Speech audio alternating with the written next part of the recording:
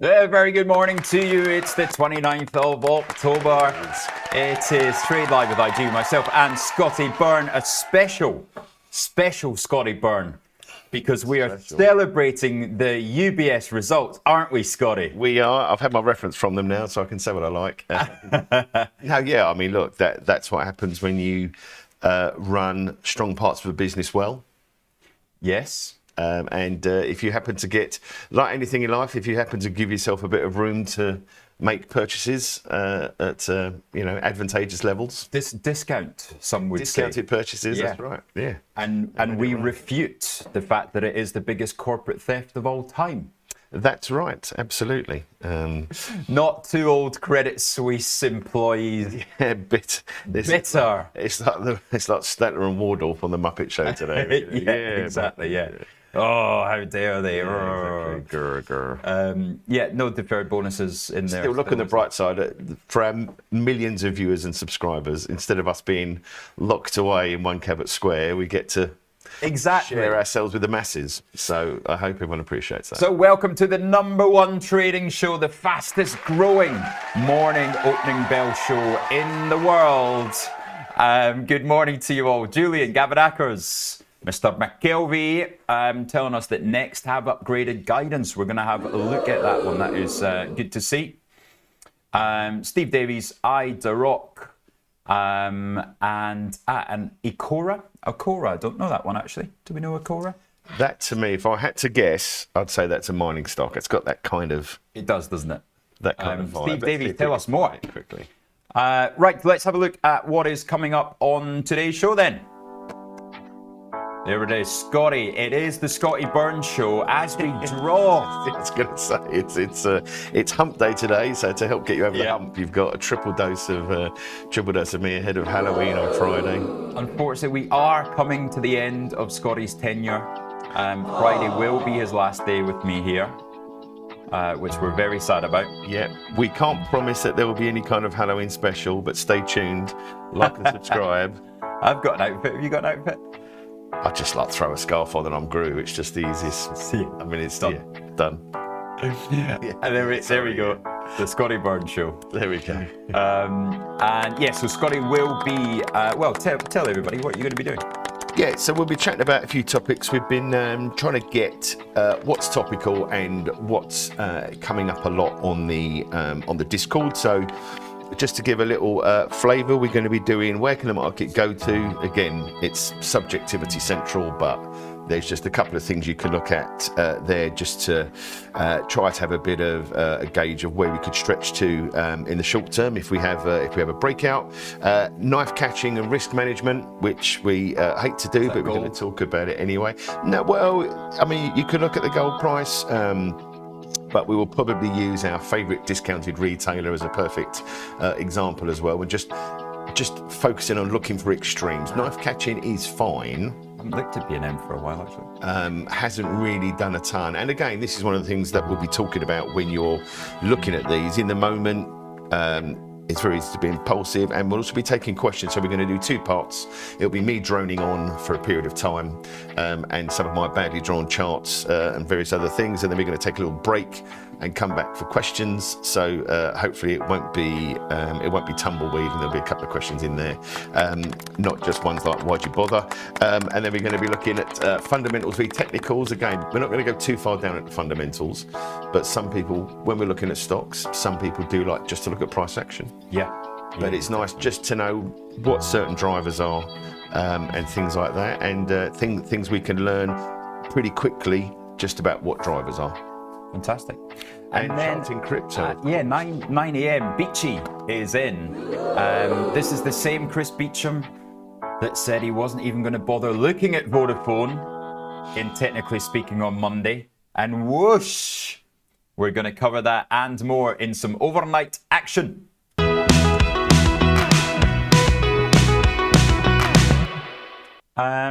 So I've just taken a look at B&M there. Actually, it has done well. But another stock doing well was Vodafone yesterday. Yes, a clear breakout that we've been waiting for a long time. We did mention it or I tried to get Beachy to look at it in Technically Speaking the other day. He said, what breakout? What breakout? Well, there it is. Absolutely. Well and truly broken out now. Vodafone up, what would that be? 40% on the year, I think. Absolutely. And as regards Ecora Resources PLC listed on the LSE, so it must be a minor. So better to be lucky than good. Let's have a look at that one. Yeah, God, that has done well. So that must be, is it gold? I mean, we can cheat. We can cheat. Excuse me. I think we can officially get rid of the cricket sound now when we talk about Vodafone, seeing as it's up 40% on the year. Excuse me. Yeah, Steve Davies, Scotty says it's correct, mining related, volumes up, raised guidance. But what does it mine? That is the question. Well, we're going to the magic of, oh, there you go. That probably accounts for screen up, guys. The nice, steady, grinding share price as opposed to some of the more volatile base metals, like gold. Driven by record quarterly contributions from the Mantos Blancos. I would guess that's in South America. You're such a linguist. Copper royalty. And, they've got cobalt as well. Nice. The specialty metals and uranium portfolio. God, they've got a bit of everything. I like this company. Yeah, they've apparently got vanadium as well, which I think is what they make in Wakanda. I mean, it's just made up stuff, isn't it? Made up words. Right, so yes, but forget all that because, of course, there's only one story driving the market, and that was NVIDIA. I absolutely could have had a beauty on this yesterday. I saw that he was presenting. I thought, well, obviously, it only goes up when he presents. So I bought the 194 calls on the IG dailies, but I sold the 197 calls as well. Curses. So I saw they were, what, 204 they went out last night, were they? And they went, well, 201 and a half, I think, at 9 p.m. when it closes. But, I mean, if I'd let it run like to that would have just been, that would have saved a lot of pain elsewhere. So the S&P 500, we're looking at the futures here, 6911 almost. Tech 26,150. That is going into earnings season. The FTSE is getting a leg up because of weak cable. We'll look at the reasons why soon. But yeah, FTSE up 15 basis points. Not such good news in the DAX. A little bit of weakness in Europe. Yeah, I thought a little surge on the defence names recently. That's just petered out again a little bit, isn't it, in the DAX to a degree? Yeah. Gold. No. Gold! There it is. 3,992. That has actually jumped in the last 20 minutes as well. So that's interesting. Has gold found a base? We'll be looking at that on the technicals later. Bitcoin not really doing anything. I'm amazed to see more volatility in gold than we do in Bitcoin. I think it's just where the leverage is, right? And this, again, is another example about the whole broken record about knowing what you're trading. Because, yes, gold's a safety play for 20 years. But when something goes, up 50% in short order, that's then a risk asset. So instead of trying to tell yourself, I'm parked in a nice safe. Safe, yeah. Nice safe, yeah, exactly right. But yeah, that is interesting, Bitcoin. Now, again, it's just, as I say, it's where focuses are, isn't it? It's just where the focus is. Although, again, I did see from the IRA Sohn conference, which starts this week. So for those of you who don't know, that's where all the hedge funds meet and like to say how great they are and broadcast their ideas. Bitcoin was still, Bitcoin, gold, and obviously AI and so on was still very much a focus of the that conference as well. So that's always in New York. I forget, it's always at some swanky hotel in New York. So I think Ira Sohn was a very famous hedge fund manager. I think he and I went to school with Jesus, yeah. So there's a conference in his name. I don't know if the gentleman is still with us, but there's a conference in his name that the hedge funds always. Nice. Missed that invite actually. Maybe it went to my old address. It went, yeah, they must have sent it to your Credit Suisse email address. Or Howard one, probably. Do you know there is something what is it? Oh, it's my contact lenses. I still order my contact lenses with my Credit Suisse email address. Is that right? They always turn up. You never need the email. Yeah, absolutely. Good, right. Well, seeing as you mentioned it, let's look at UBS then. Huge numbers this morning, a 46% beat and a net profit of 2.5 billion Swisses versus expectations of 1.3 billion. So a huge beat on the profit line there. So I would imagine they would be looking up. We'll get a pre-market for you in those. Yeah, they've got to be up a couple at least, haven't they? Yeah, still the question, of course, the Swiss regulators said, right, you've got to increase your capital by 26 billion Swisses because you've swallowed up the Goliath, the behemoth that is Credit Suisse, but they're still negotiating that. Well, it's also as well they are talking about shifting their jurisdiction to New York.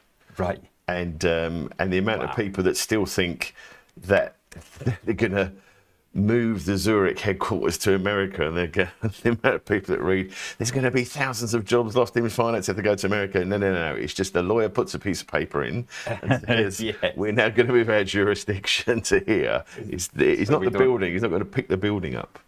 I actually wonder if their building is like the Credit Suisse one, which is a bit like a Bond villain's lair, where it's got more floors underground than it has above ground. I would imagine so. I would imagine they will do around that square there in Zurich. I would imagine they've all got very similar setups. So there we go, up 74% from the same period last year, and it's provided net profit included net litigation reserve releases of 668 million, primarily due to the resolution of legal matters, probably Scotty's bonus, related to residential mortgage-backed securities business, that old chestnut. And it's what we got out of that. That's legacy number one in the world for 18 activities. months. Yeah, I don't know. But yeah, so 668 million released there. So that is part of the beat. So that's peanuts, isn't it? In terms of what some of the costs have been. The breadth and quality of our diversified business model has once again delivered very strong results. Absolutely, yeah. Good. Right. What are the newspapers saying then? Well, shall we go for one for the for the history buffs? This, Rich and I remember this used to be great excitement on Nokia Results Day. That used to be like the Nvidia or Apple or Microsoft Meta earnings of years gone by, with a lot more screaming, and like Rich explained about the Glencore IPO day of having bits of paper sellotaped onto his desk. If you were woe betide if you ever got roped in to help on the TMT desk on Nokia Results Day, you basically got a piece of A3 and you were, scribbling down what you were doing. But yeah, Nvidia taking $1 billion stake in Nokia. That's literally a share purchase. So Nokia are going to issue new shares for the purposes of that. Up 22%. They're going to work on 6G together, which is exciting, but on the basis I get 5G about 30% of the time when I'm walking around London. 6G just seems like a kind of a faint hope. But yeah, I mean, Nvidia are up 5 on it as well, because as Rich said, as soon as Jensen speaks, they go up. But yeah, they're going to use Nvidia chips to power their 6G, and they're going to collaborate. Well, let's look at the kind of reason why Jensen was doing his presentation yesterday. It was really he had a lot of policy makers there, and the whole thing was a little bit of a love-in to Trump and to the United States, because of course the big thing this weekend is that Trump will be speaking to Xi. And that is a massive deal for Nvidia and for Jensen. So the whole theme of the day or the afternoon was that Blackwell is now built in America. Arizona, apparently. In Arizona. And also the next chip will be manufactured there as well. But for national security, then Jensen believes that the telecom towers are not safe because of course, Huawei is involved in those. So that's part of this Nokia deal that NVIDIA will be putting one Blackwell chip, one Rubin chip GPU into the new telecom towers. Okay. And yeah, that's crikey, the value of those chips, I hope they're guarded, because that could be the next thing, is breaking into a mobile tower. And obviously, as you say, his plea for some of the help with the talks this weekend must have hit Air Force One, which is where the Donald seems to be spending a great deal of his time speaking to the press, because he called them the super duper NVIDIA chips, as we noticed. So I think that's the name of the next one after yes, Rubin. that's right. Yes, absolutely, absolutely. So, well, there, Monkey Man asking, is the NVIDIA Nokia deal bad news for Qualcomm? But of course, Qualcomm signed the deal with OpenAI, didn't they? Yes, yeah. I think for 5G and 6G, I don't know enough about the mechanics of Qualcomm these deal. these kind of cross-holding things. But yeah, I think at the moment nothing's bad news, but everything cannot be good news. But that's what we're going to start finding out in the next 2 days, isn't it, with earnings? Yeah. So the move with Qualcomm on Monday revealed 2 artificial intelligence chips for data centers. The move helps it diversify beyond the stagnant smartphone market as it gears to compete against NVIDIA's AI data center dominance. Okay, so they're going to shift their focus to data centers. If smartphones are stagnant, then maybe 6G is the thing that gives smartphones a bit of a lift, perhaps. That's I mean, it makes sense. It makes sense. Look, and these guys must all be talking to each other, right? Because it's like the Wild West years ago. If you all rush for the same square meter of land, you're going to go, okay, I'm going to go over there, you're going to go over there, and we'll see what we can find. And then OpenAI just envelops the whole lot of you. Yeah, exactly. Good right front page of the newspaper we have, well, there is a little bit about, of course, ChatGPT. And that is in its shake-up. OpenAI takes on a more investor-friendly structure that clears the way for it to become a for-profit business. Of course, it was always a lot of people are hoping it does become a for-profit business. If you look at some of the press, well, as long as it's not a for-loss business. Yeah, exactly right. Yeah, and yeah, so you've got this, of course, that yesterday we found out Microsoft was going to own 27% stake in this AI company. And yeah, it's almost like we get a new deal every day, isn't it? I mean, but yesterday was 2 deals. Yeah. Yes, instead of 1 deal a day, we get 2. I'm just looking for, yeah, here we go. Okay. So the 27% stake of Microsoft valued the company at about 135 billion. So of course, multiply that by 4, you got just short of 600 billion. The market for where they would open on an IPO at the end of day 1, so the IPO plus the uplift, is about 900 billion. Okay. So that would suggest about a 50% performance on day 1. Have we got the listing details? I haven't seen a date. Oh God, no, there's no. Yeah, right, yeah. No. This is, by the end of 2027.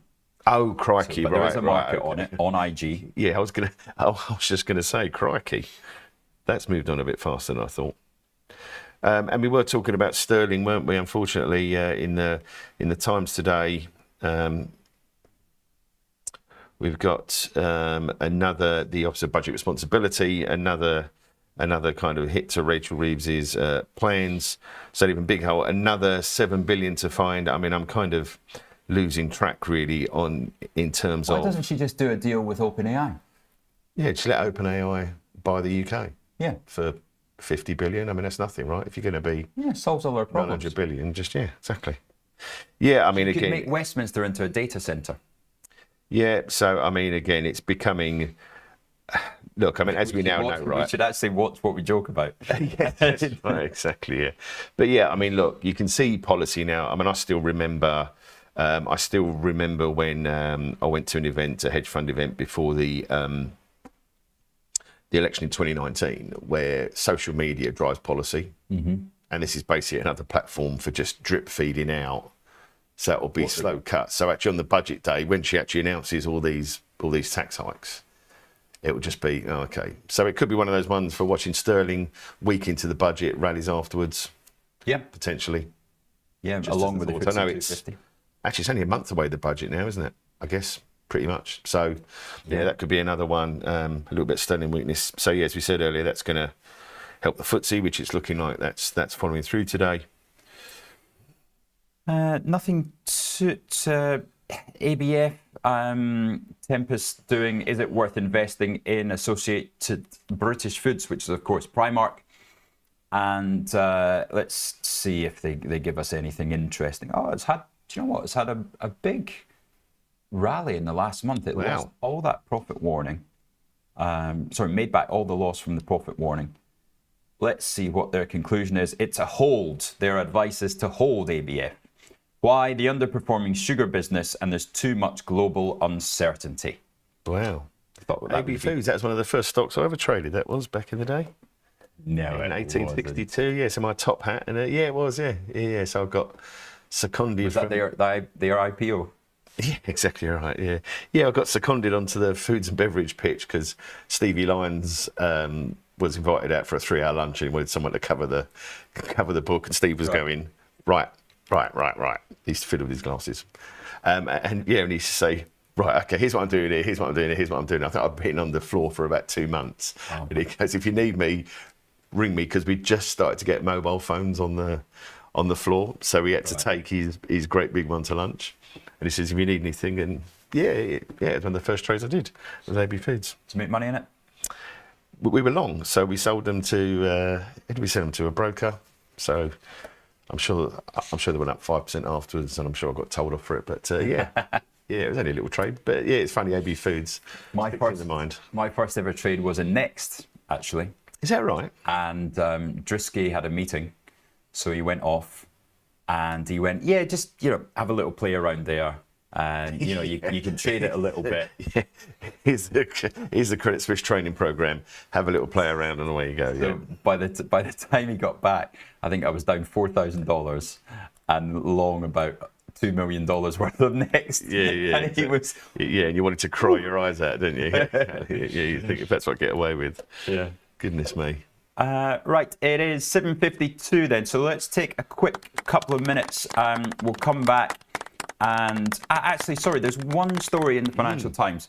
Cool. And that is in Mittal. Mittal is at risk this morning because Lakshmi has been caught buying Russian oil transported on blacklisted ships. You don't do that, do you? You don't get caught for it. Well, even though the whole of Europe's doing it.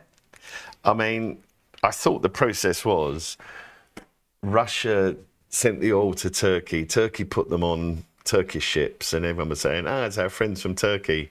Oh, you've got some oil for me. Thank you very much. Gracias. Yeah, exactly, yeah.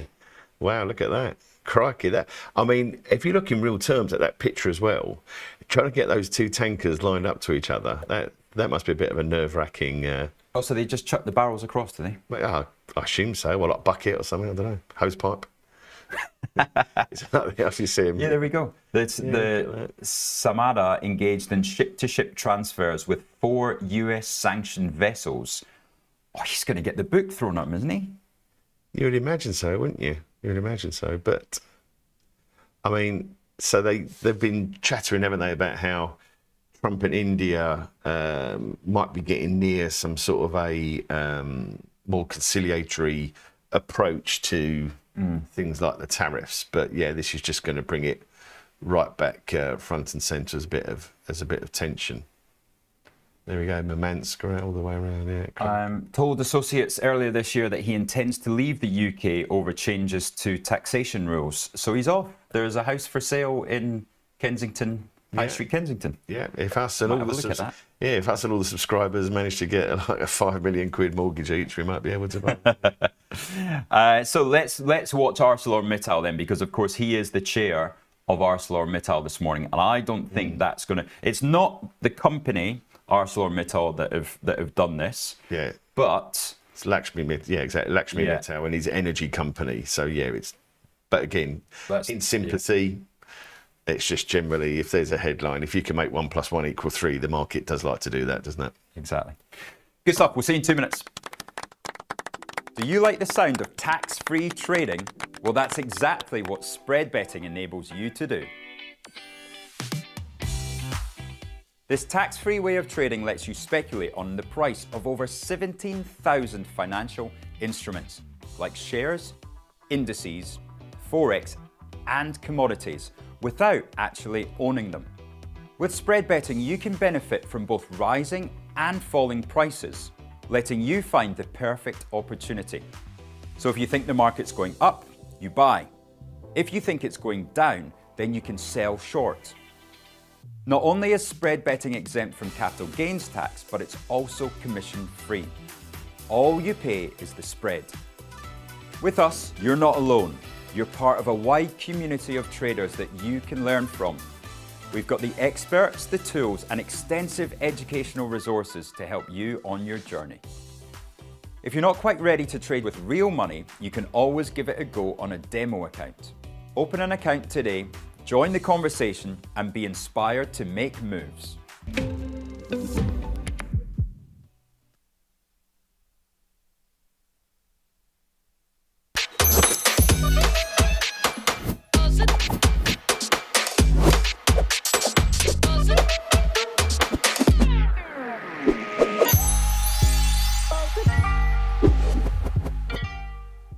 Welcome to the Art of Investing, a brand new podcast to help you achieve your investing goals.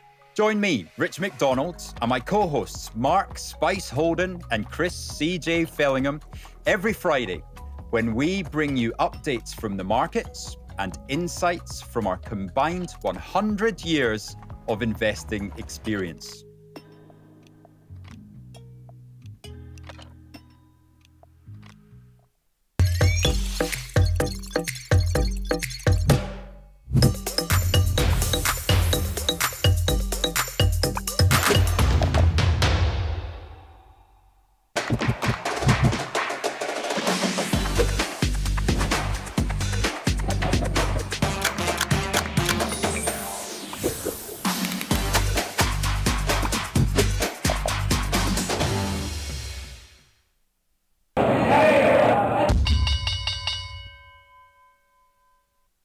Right then, let's go through the results that we've had this morning and the expectations on the pre-market. First of all, Glaxo, good numbers. Consensus upgrades expected. That's what Numis are saying. The stock looking up 3%. It raises its EPS guidance by around about 10%. That's good for Glaxo, isn't it? It is really impressive, and there has been some underperformance there. Glencore up 1%. Production report guidance maintained. Next, looking up between 3 and 5.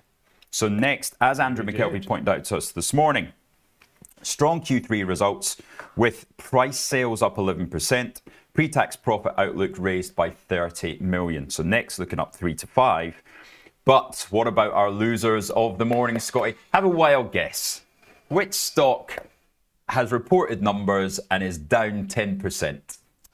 I'm guessing it's Aston Martin. Oh, surprise, surprise. As sure as you have Aston Nvidia going up, you have Aston Martin going down. Q3 trading worse than expectations. Get your expectations down. Yes, manage the market, lads. I mean, it's bizarre, isn't it, for something that makes such works of art on the road? Yeah, beautiful, beautiful cars, the best out there, and yet they cannot. I don't know, who's the investor relations? It can't be much cop. WH Smith down 2 to 3%. They've delayed their date for their prelims on an accounting review. So WH Smith looking down 2 to 3%. The numbers are now going to be on the 16th of December. Right, let's have a look then at Glaxo, especially on this open. There's the chart for you. Oh, where's that? Fancy some of those. The bell's too far away. Are you able to? Yeah. Which one would you like? Well, shall we do a dual one again, seeing as it's a bit quiet? I'm going to be trying to buy some Glaxo. So right, you trade some Glaxo. I shall do the Chris Beecham high tea bell. Right, what do we think then? 3% would have them 17 quid? Yeah, £17 limit. Oh, yeah. Am I going to get them at under £17? You've got to get them in. Let's go. Producer Phil is watching UBS for us. We're wait 1681. Yeah, I have those. Come on now. Direction 1680.5. There we go. Right, 1,000 shares bought at 1680. That is up 2%. Nice. 75 now, 76. I'll have another 1,000 at 77. There we go. Right, let's go to the open then. There's WH Smith down 3.7 and Rolls Royce down 80 basis points. What else we've got there? Compass. JD Sports down despite Next having good numbers. That's a bit weird. And then Diageo. So it's quite interesting. So I went into JD the other day, and they've definitely gone to the higher end kind of sports fresh. If you go in a big JD now, So that's not your kind of market, is it, Scott? absolutely not. No. That's why Next are up and JD are down. There we go. GSK now getting motoring up 2.7. So we've made about 10p on that. And that is why, Rich, trading is the ultimate buzz. Fresnillo recovering. So these gold stocks bottomed yesterday in the US and they rallied nicely into the close. Yeah. So maybe we're going to see the same for silver as well. You could see the price action in gold was definitely trying to base yesterday, wasn't it? Yeah, that really felt it. The miner's strong, Scotty. Yeah, it's that sterling translation again to the bottom line and recovery in the commods. Nice, simple maths that even I can understand. AstraZeneca up in line, on the back of Glaxo, I would imagine. Antofagasta also benefiting. But then in the financials, we got the financials higher. That's probably not as much currency, maybe for Barclays and HSBC, but... Yeah, HSBC reported okay, didn't they? That's just helped to steady up. I mean, again, they're looking further east, but... AG Bar, is that the Iron Brew guys? Aye. See. You can take their boy out of Scotland. I haven't had Iron Brew for a while, actually. I need to get one of those out today. And then we get down to Scottish Mortgage Trust, roughly. Yeah, getting a bit punch. So yeah, that's very much the news. US. Yes, remember everything is still until this Sunday. Everything in the US happens an hour earlier. So we got bits of data out at 11. Market opens at 1:30. So that means the Fed at 6 p.m. tonight, with a press conference at 6:30. Thank you. I completely would have forgotten that, Scotty. That's okay. I had a voice in my head suggesting about clock changes. I don't know where that came from, but. Right, quick look at Europa. Adidas going lower. Adidas down 1.3. It's moving quickly there. Puma down the same. Puma well off the highs of 22.80 when we sold those on the bid rumours. Nice. And yeah, little bit of softness in the consumer space, isn't it? Which is interesting. So Mercedes up 4. Yeah, the autos is, so I'm guessing Mercedes has had numbers. Let's look at those. Yeah, 70%. There we go, 70% drop, but BMW was really bad, wasn't it? So I guess... Yeah, less bad. Certainly they missed guidance, what was it, about a fortnight ago or something, 3 weeks ago, and wrote it down. Okay. Right, we're hearing Aston Martin is now open, down 6.5%. Don't even know where, now down 0.007%. No, but 60 pence. Oh, the DB60. That is. Where did they float? Was it some like? Oh, I mean, it was £18. That's right. But they've also done share adjustments. Right. Okay. Yeah. So I was going to say. So it's more like £30, I think. Yeah. Oh, It's just shocking, isn't it?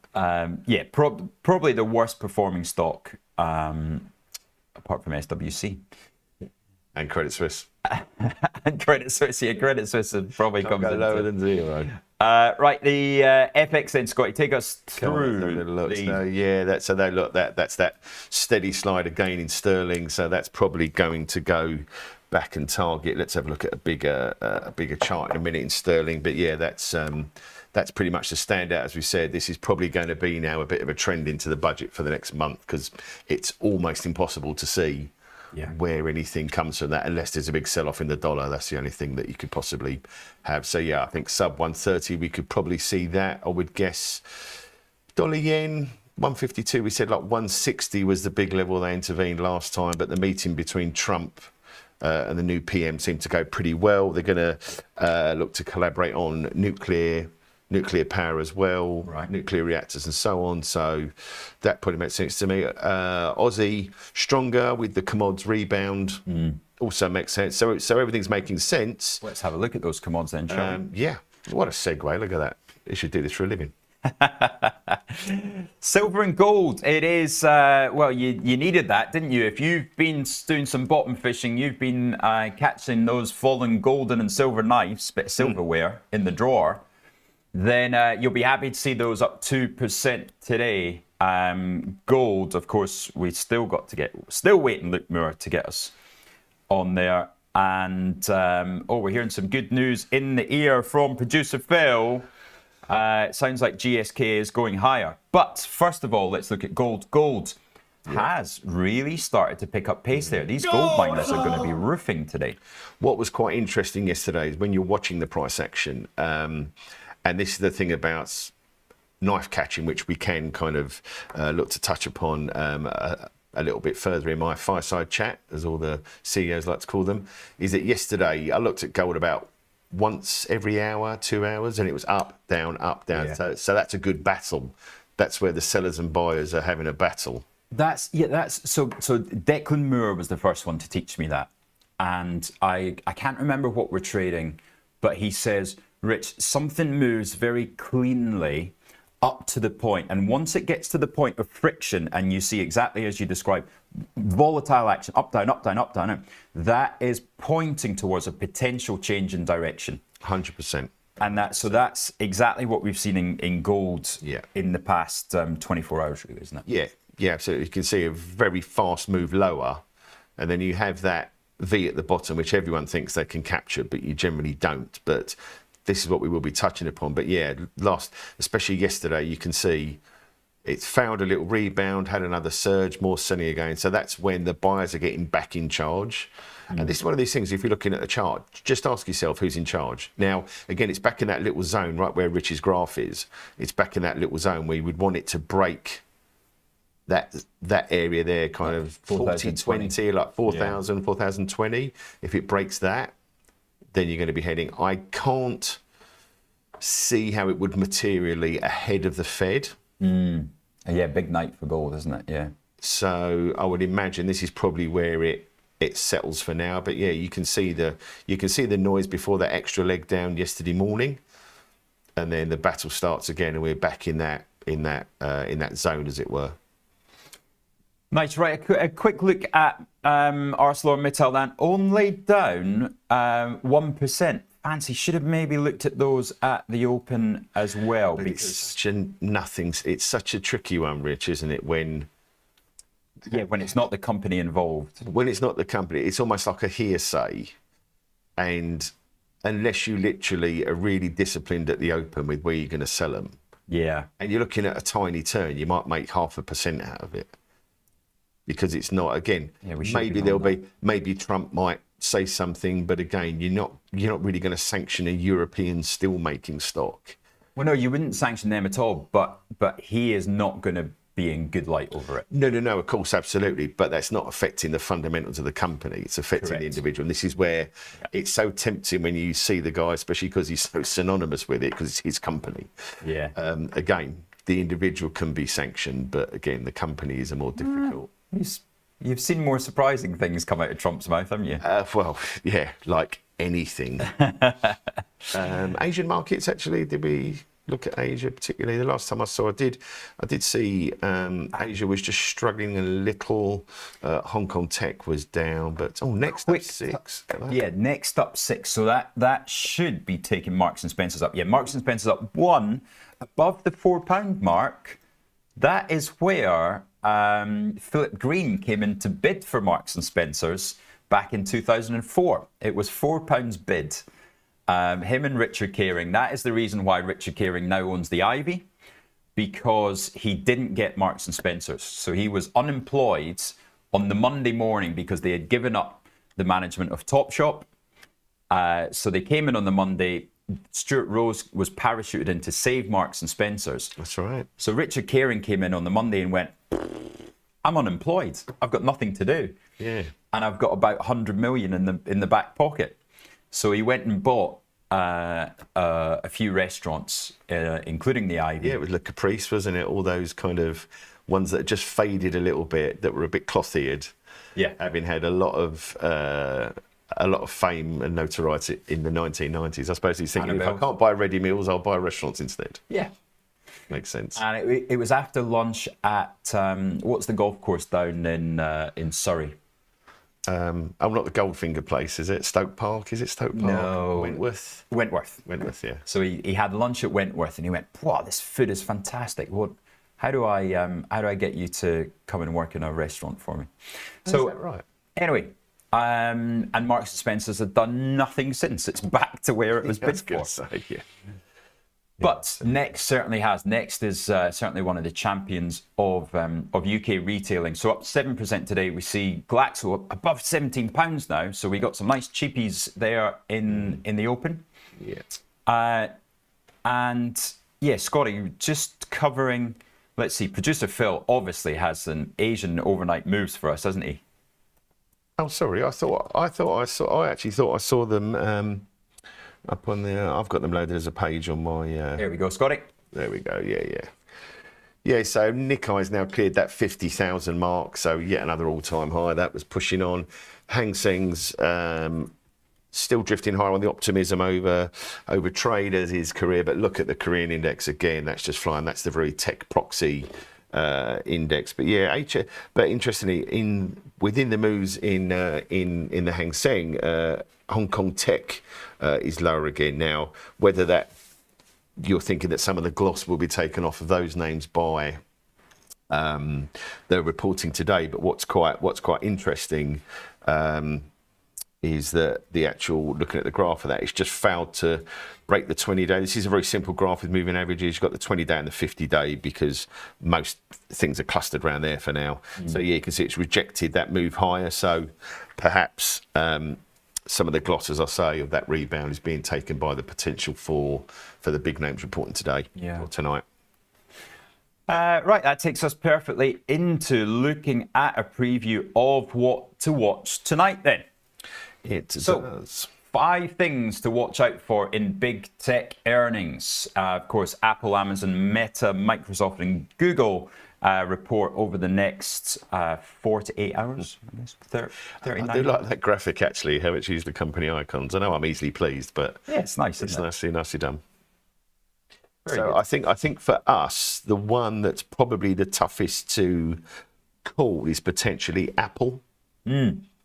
Because Apple, of all of them, is prone to a travel and arrive. Whatever it is, whenever they make announcements, new products, headsets, they just always sell off. Yeah. And I guess when you have a company that is Steve Jobs and now the fact that he's no longer here, I mean, what an act to follow. And they're ubiquitous. So yeah, for me, the least exciting one in there is Apple, generally on how they announce and they perform. Yeah. But it's probably one of those ones, if I was purely speculation, if I was long these into numbers, I would want to lighten the load.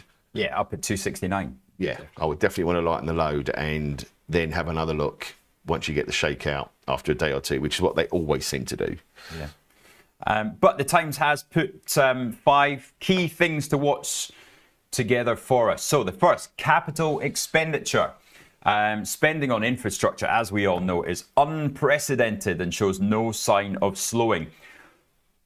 You're not going to get any sign of slowing tonight, right? There's no way that the companies have already gone all in and they're not going to take a step back. So Meta expected to spend up to 72 billion, Alphabet 85, Amazon over 100 billion, and this is where all this talk of a potential capex bubble is coming from. So will we see any commentary on that? Second, revenues, of course. The rush for AI returns. Will we get some answers to the key questions? Do the returns from AI sales justify all this investment? Is it being widely adopted? And is it delivering real value to customers? So a recent study from the Massachusetts Institute of Technology found a 95% failure rate for AI projects. Mm-hmm. That must be some of the answers I get from ChatGPT as well, because some of them are rubbish. Yeah, exactly, yeah. So forecasts point to the overall revenue numbers rising at a clip, but investors will want to know how much of this is actually related to AI. Advertising figures are going to be key at Meta. That's expected to deliver revenue growth of 22% up to $49 billion.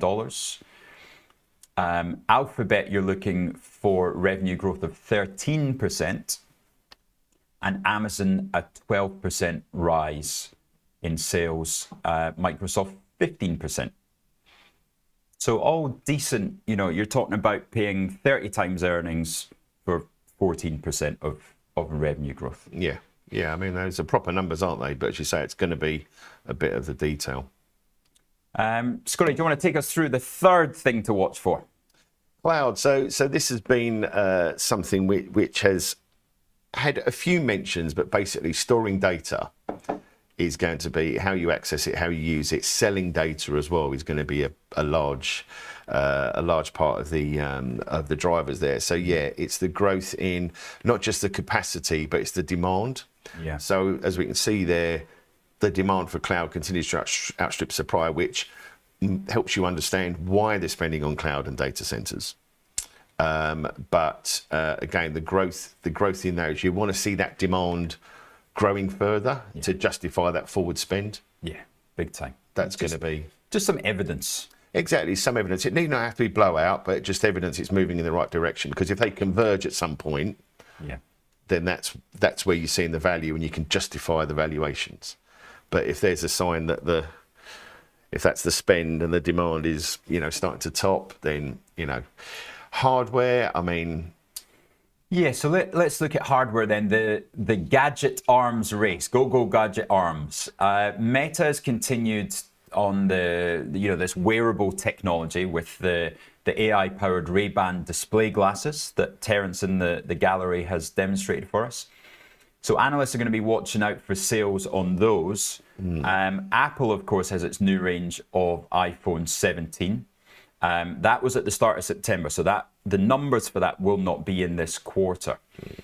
The Apple was the only brand in China to grow smartphone shipments in the third quarter of the year. Yeah. However, recent days, analysts at Jefferies noted that delivery lead times for iPhone 17 models were trending down. Now, that can be explained away with supply chain. Again, this is where being a CEO is a tricky job, and your use of language is going to be very key. Yeah. But yeah, I guess, again, it's the extent of the trend down. This is what we're trying to capture. Okay, you accept that if demand is higher than even you expected, it's great, which is why the shares are where they are. Yeah. But you still have to make these physical things, ship them and get them out. Yeah. And avoid the tariffs. Sorry. Sorry, not avoid. I mean, encapsulate. Encapsulate, yes, absolutely. Factor in. Factor in, that's it. Yeah, prices up. Right, God, all these advertisers for IGA. I know. And then finally, of course, China. And that is the tech trade war. So tech is being weaponized in US-China trade wars. Trump and Xi convened for talks this week, but the big tech companies remain very much in the eye of the storm. Are they seeing any impact on their operations from tariffs? Are there any supply chain constraints or any penalty from tariffs and trade restrictions? So that's the 5 top things to watch for. Of course, China.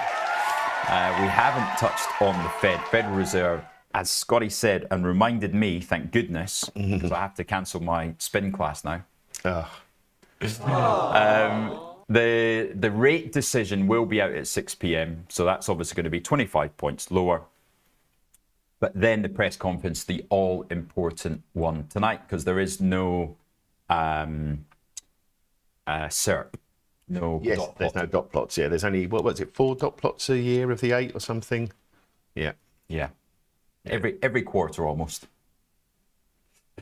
Right, it's now time for the part that I've got wrong out, sorry, right 1 in 100.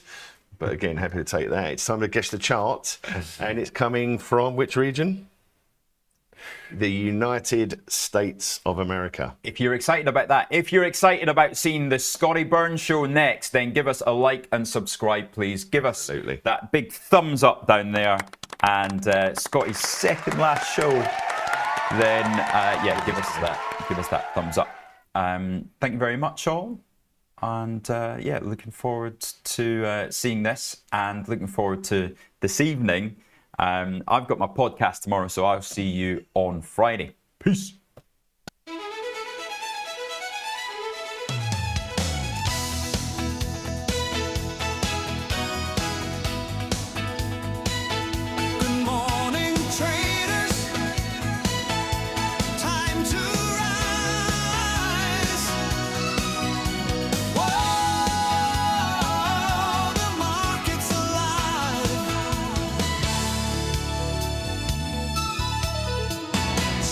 Light up, the city hums.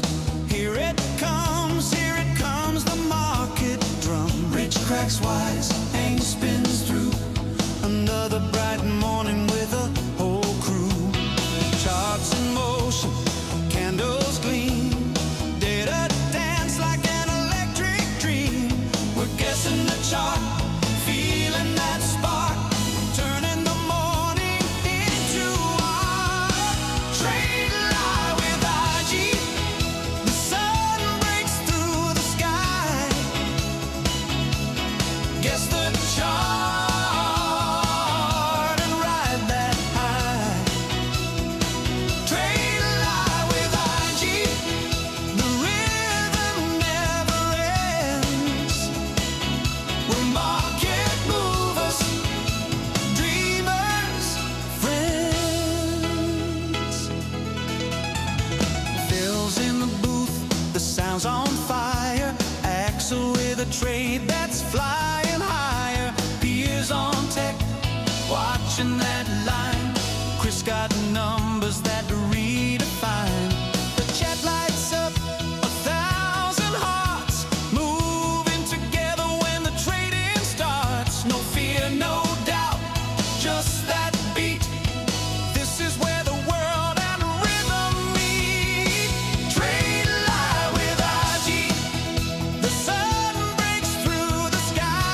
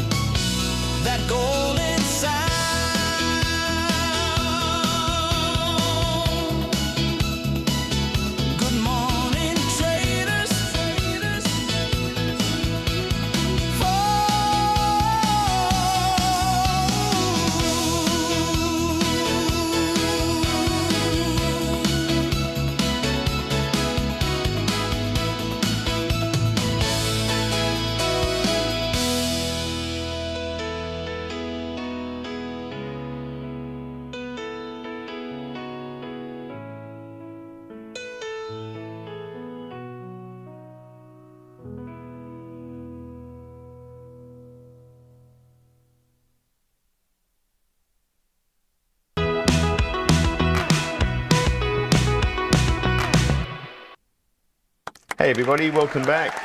Well played to Jugger. Just got in there in front of Jim for Caterpillar, the big mining equipment company, which has been appearing on a lot more kind of stock tip sheets and recommendations of late. Hence the price action, which is interesting to see there. I guess with the mining frenzy, that's no surprise to see that move. But for a stock that's pretty dull, that's another strong kind of 3 month move. So good to see. Well played, Jugger. Good spot. I did get that as well myself, but I'm not quick enough to get up on there. Right. Welcome back to Technically Speaking. After the tidal wave of requests for me to come back on, there must have been, I think it was 3 or 4 people at least asked me to come back on. I was just trying to go through the Discord in the last week or so, try to pick up what some of the topics might be that we want to talk about, and so hopefully this will encompass any of that. It's split into 3.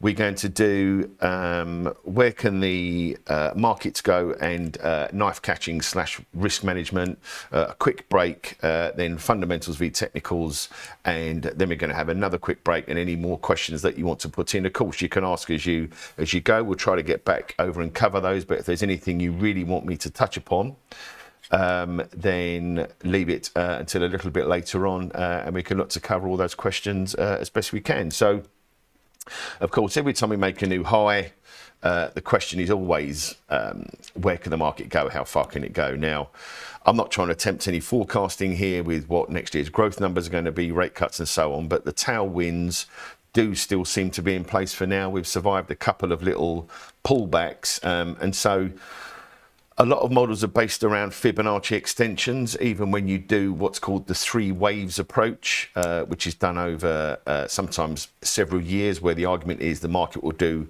a wave, a pause, a wave, a pause. Then the 3rd wave is generally where you start to see a turnover. They're all based off Fibonacci extensions. So I've done a quick one here myself on TradingView, if we can just go to the screen there. So again, hopefully enough of you are comfortable with Fibonacci levels to know what they're based upon and how they work. This is the Fib extension tool, and just I won't redraw it for the sake of time, but basically you take the absolute low here, you go to the high, which is yesterday's close, then you go back to the next higher low.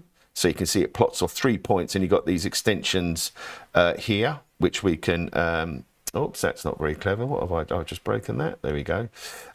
So then we can go to, if you see these extensions, so we're not far away from the 100% Fibonacci extension from this low here.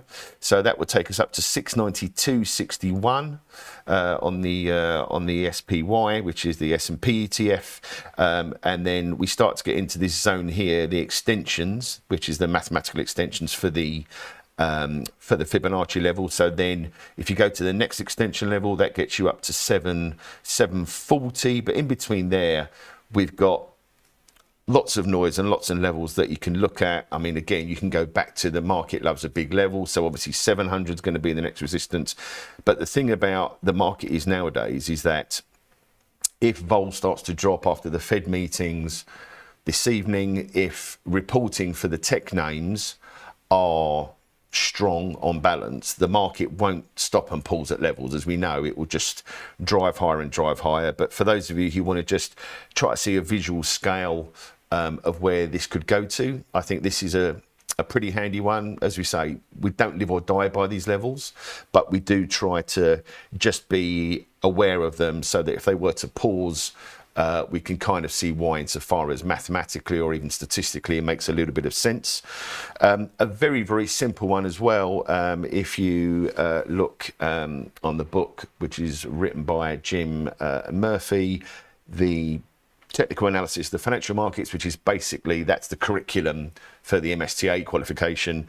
You can just look simply at a weekly high. So if you get a weekly chart up, basically a definition of a breakout on those simple metrics is if you take the weekly high, and then if the following weekly candle breaks that by 3%, that's a confirmed breakout as well, if you want to live by simpler numbers. And then just to stay, if we can just come off this chart a minute, please. And then if you want to even look at longer term trends as well, you can use basically swing trading methodology as well. So if we go back to look at the SPY, again, here we've got the weekly chart at the top, and then the 4-hour chart at the bottom, and they're really aligning nicely. Insofar as you can see, the weekly at the top, you're making higher highs and higher lows very, very clearly there. And then on the 4-hourly, again, you're making higher highs and higher lows in the corner there. So at the minute, the market is set up to move higher. And what we were talking about on this weekly, so this is the candle for last week. So you can see the high there is 677.53. If you add 3% onto that number, that would be the target for a confirmed break once this week's candle closes, because remember, this is a weekly candle, a weekly graph. So all those candles at the top there are 1 week. So again, I don't want to try to go too far into forecasting for the market, but for me, looking at the setups right here, right now, the market is confirmed on a grind higher, but also you've got so much to get through the next 48 hours that obviously that could reverse or accelerate. And then some of the arguments for tonight ahead of the Fed, that is the CPI data clean? Now, I know we've got a lot of questions around the labour statistics and the relevancy of that data. But again, in a government shutdown, even though the market rallied on the CPI data last week, is it reliable with a government shutdown? Is the sample set big enough? The market's pretty much baked in for a quarter point cut at this meeting and the next one this year. But again, Powell may just allude to something around the data and so on, because there's been such a lack of it. They may have access to certain metrics which we don't necessarily see. And again, you could argue, why is the 10-year yield stuck at 4% if everything's rosy and rate cuts are coming? But anyway, let's not dwell too much on that, because we're going to find out this evening what that's going to look like. Again, as we said, 6:30 is the press conference, which is the more important part if you want to tune in. It's normally live on YouTube. So yeah, that's some of our thoughts at the moment. Market's set for a breakout. So where can it go to? That's a couple of simple tools for you to look at and to use at your leisure. So now we are going to go to knife catching and risk management. Now, again, this is not something that I necessarily do myself, certainly, but again, I can see why people want to do it. There are opportunities. So what we're going to try to just explain is just perhaps some of the things you want to think about when you're looking at how to do this. And for anything that we want to focus on for this kind of approach, is if you want to disregard the long-term trend, even though I say, what's the chart telling you? What is the long-term trend? Now, for BME, as we've said before, almost ad nauseum, that is not a company that's in good shape. However, as we can see here, there are opportunities to play for a bit of a quick mean reversion trade. Some people like a quick trade. So we're just going to add a study of the RSI. Okay, in here. So again, when we're trying to look at opportunities for a quick turn, a quick trade, which again, that's your prerogative. We're just trying to play these extremes. So when you can see here, so if I just make a quick horizontal line, so you can see here, this is where the RSI gets to extremes. Now again, I don't know how au fait everyone is with the RSI. The standard settings of the scores of the RSI, if you see the scale there at the bottom, it's effectively 0 to 100, although it's more focused in because between 30 and 70 is accepted bands for RSI. So anything outside of that, you're starting to get into extremes. But again, this goes back to, again, at the risk of sounding like a bit of a broken record, how long are you going to hold this for? What's your position size going to be and what's your expectation? So we can see here when the RSI becomes stretched, It will have a dip below the 20 level even. I think last week it got down to, or the week before last, it got down to 12. So that is stretched. It is extreme, even for a company that's not in the best shape. But again, just by looking at the charts, and I'm not expecting you to go through this when there's news out in the stock, but you should really try to take just a couple of minutes. That's all this really takes for you to draw some conclusions. So if you see here back in March, again, it was oversold. It had earnings, a big sell-off again, not the gap down that we saw a couple of weeks ago on the CFO leaving. But again, when you're looking here, it's at extremes, but then just look at where it's come from and just simple things like how long this takes for it to recover. That's a month. So the stock's done nothing for a month. Even after hitting RSI, the stock's done nothing for a month. So just to ask yourself, and this is something that crops up on the Discord, is that you may look to take a position. They're generally long most of the time on these announcements because it's more exciting if you can buy something really cheap when the market is selling and see it rebound. I completely get that and understand it. I have done it myself, but it's not a strategy I generally look to follow now. But however, when you're talking about or looking at your position, even when you look to take that first position on, you can just have a quick look at the chart, even on the daily chart. Again, you don't have to spend a lot of time on this, but just have a look and what your expectation is about how much you're trying to make. You know, and yes, the stock recovers. Even after poor earnings, it goes down, it does recover, but it takes a long time. This is not a stock in particular, it's a V-shaped reversal stock. Although again, if we go to the chart at the bottom, and I'll just move the scale up a little bit, you can see, yes, there are opportunities for a quick V-shaped trade, and that's absolutely fine if you want to do that. But please, please, please, just even try to get some kind of average over a couple of days, because look, this original sell-off happened, the stock went down for 2 days, almost 3 days, and then started recovering. So even when these news items happen, I know the impulse on the headline is to jump in and go, I have to get involved right here, right now. But just try to just see where the extremes are versus prior occurrences. Are we in that extreme area then? And just try to give yourselves an opportunity just even to do 3 tranches of a trade, just to get some kind of average price rather than say, okay, I look to pick the low, or here's the low, and so on. Because if you add volume into this as well, that can give you a little bit of an extra clue. Some people who look at charts only and just look at price action don't generally look at volume as well. But we can add that in as a quick study, just to give yourselves a little bit of an idea of extra quick tools that you can add in. So when you put the volume in at the bottom, oops, sorry, I put that on the wrong chart. Silly me. Just want to talk among yourselves a moment, please, folks.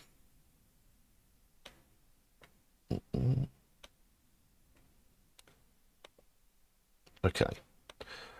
Yeah, exactly. Have some cricket. So you can see there, look, that's nicely displayed on the data there on the Monday, massive volume. So this is where you know people are being forced sellers.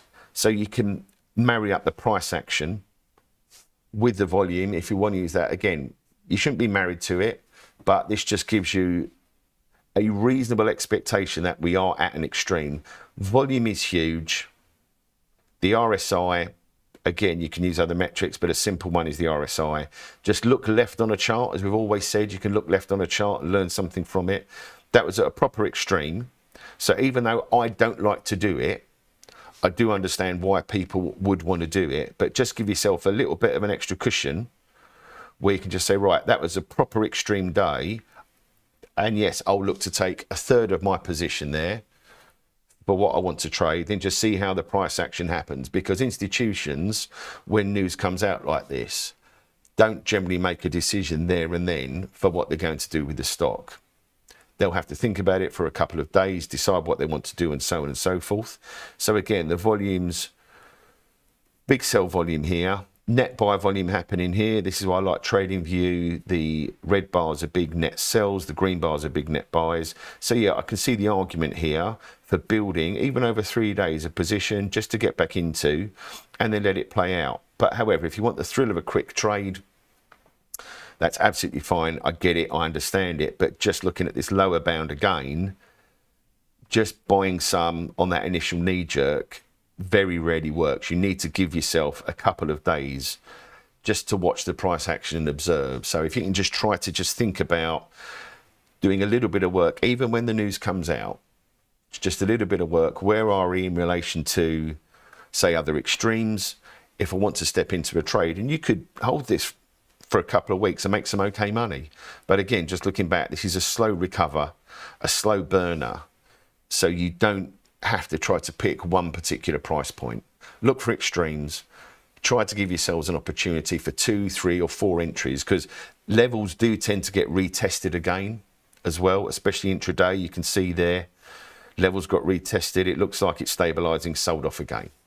So I didn't want to spend too long on this.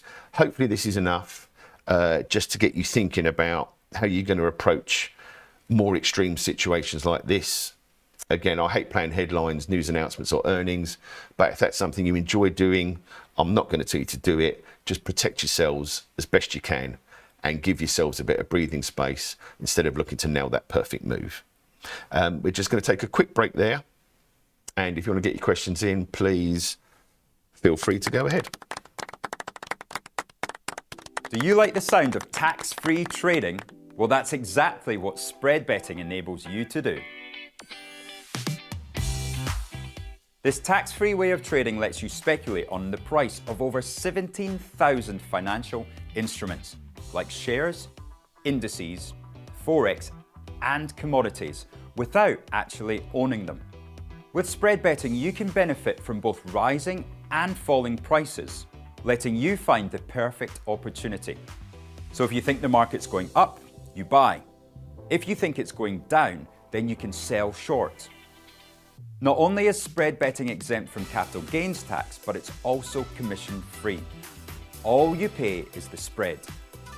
With us, you're not alone. You're part of a wide community of traders that you can learn from. We've got the experts, the tools, and extensive educational resources to help you on your journey. If you're not quite ready to trade with real money, you can always give it a go on a demo account. Open an account today, join the conversation, and be inspired to make moves.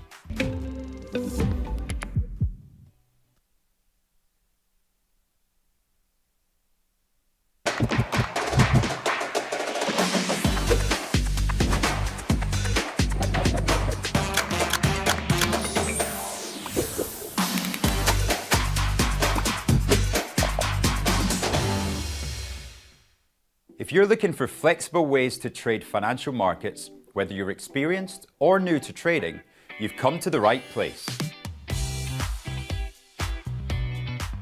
CFDs let you speculate on the price of financial instruments like shares, indices, forex, and commodities without actually owning them. You can benefit from both rising and falling prices across 17,000 markets, letting you find the perfect opportunity. So if you think the market's going up, you buy. If you think it's going to go down, you sell. When trading CFDs, you're trading on leverage. Now, leverage lets you trade bigger positions with less money up front. So this increases your profits on your trades, but also remember your losses are also amplified. So be sure to manage your risk. With us, you're not alone. You're part of a wide community of traders that you can learn from. We've got the experts, the tools, and extensive educational resources to help you on your journey. If you're not quite ready to trade CFDs with real money, you can always give it a go on a demo account. Open an account today, join the conversation, and be inspired to make moves.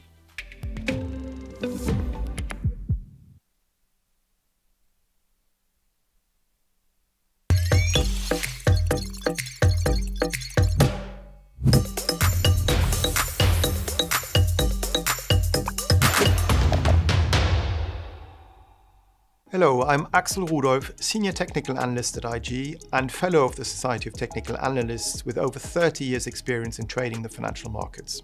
I've been following cryptocurrencies from the very beginning, and with IG's new crypto offering, I can finally share my technical analysis expertise on crypto with you. So join me every Wednesday morning for my new show, Charting Crypto, where I'll be answering your technical analysis questions on all things crypto, live on Trade Live with IG.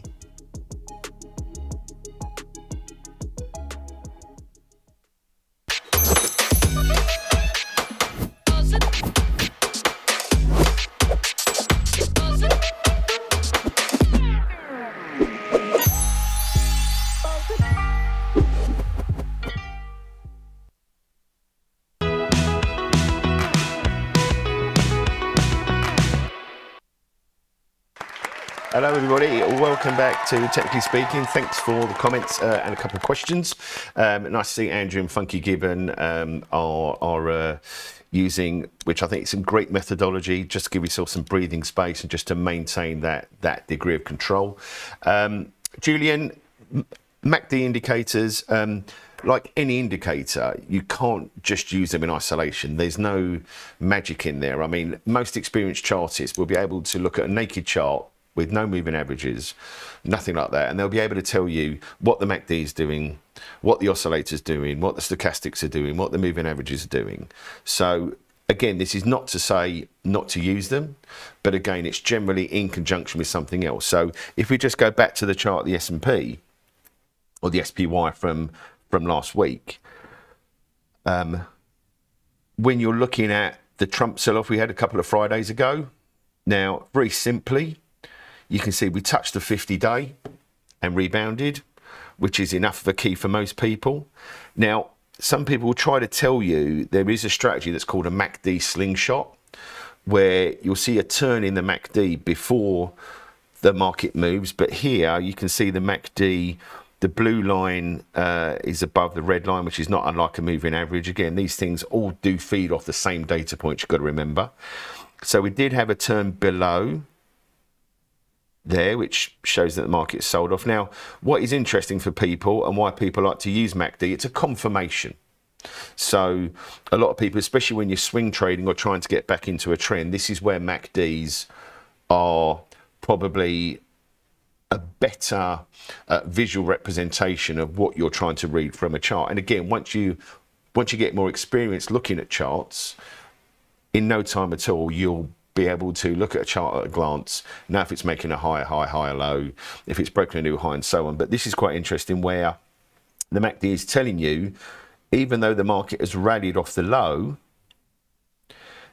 not to generally participate because this is the cluster zone. And again, this can be called certain other things. It's lack of a breakout. When you get such a big candle, like that one-day sell-off, you're going to have a lot of inside days, as they're called. So until you break out of the high low of this candle, all these days trading sessions here, of which I think, just counting it quickly, nearly 10, are just saying to you it's an inside day, so it's not confirmation.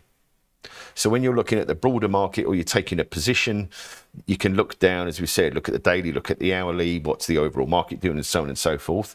So this MACD is another expression of all these inside days. So yes, the market has rebounded, but it's not breaking out. And now you can see here, it's broken a new high. It's broken the high of that session there.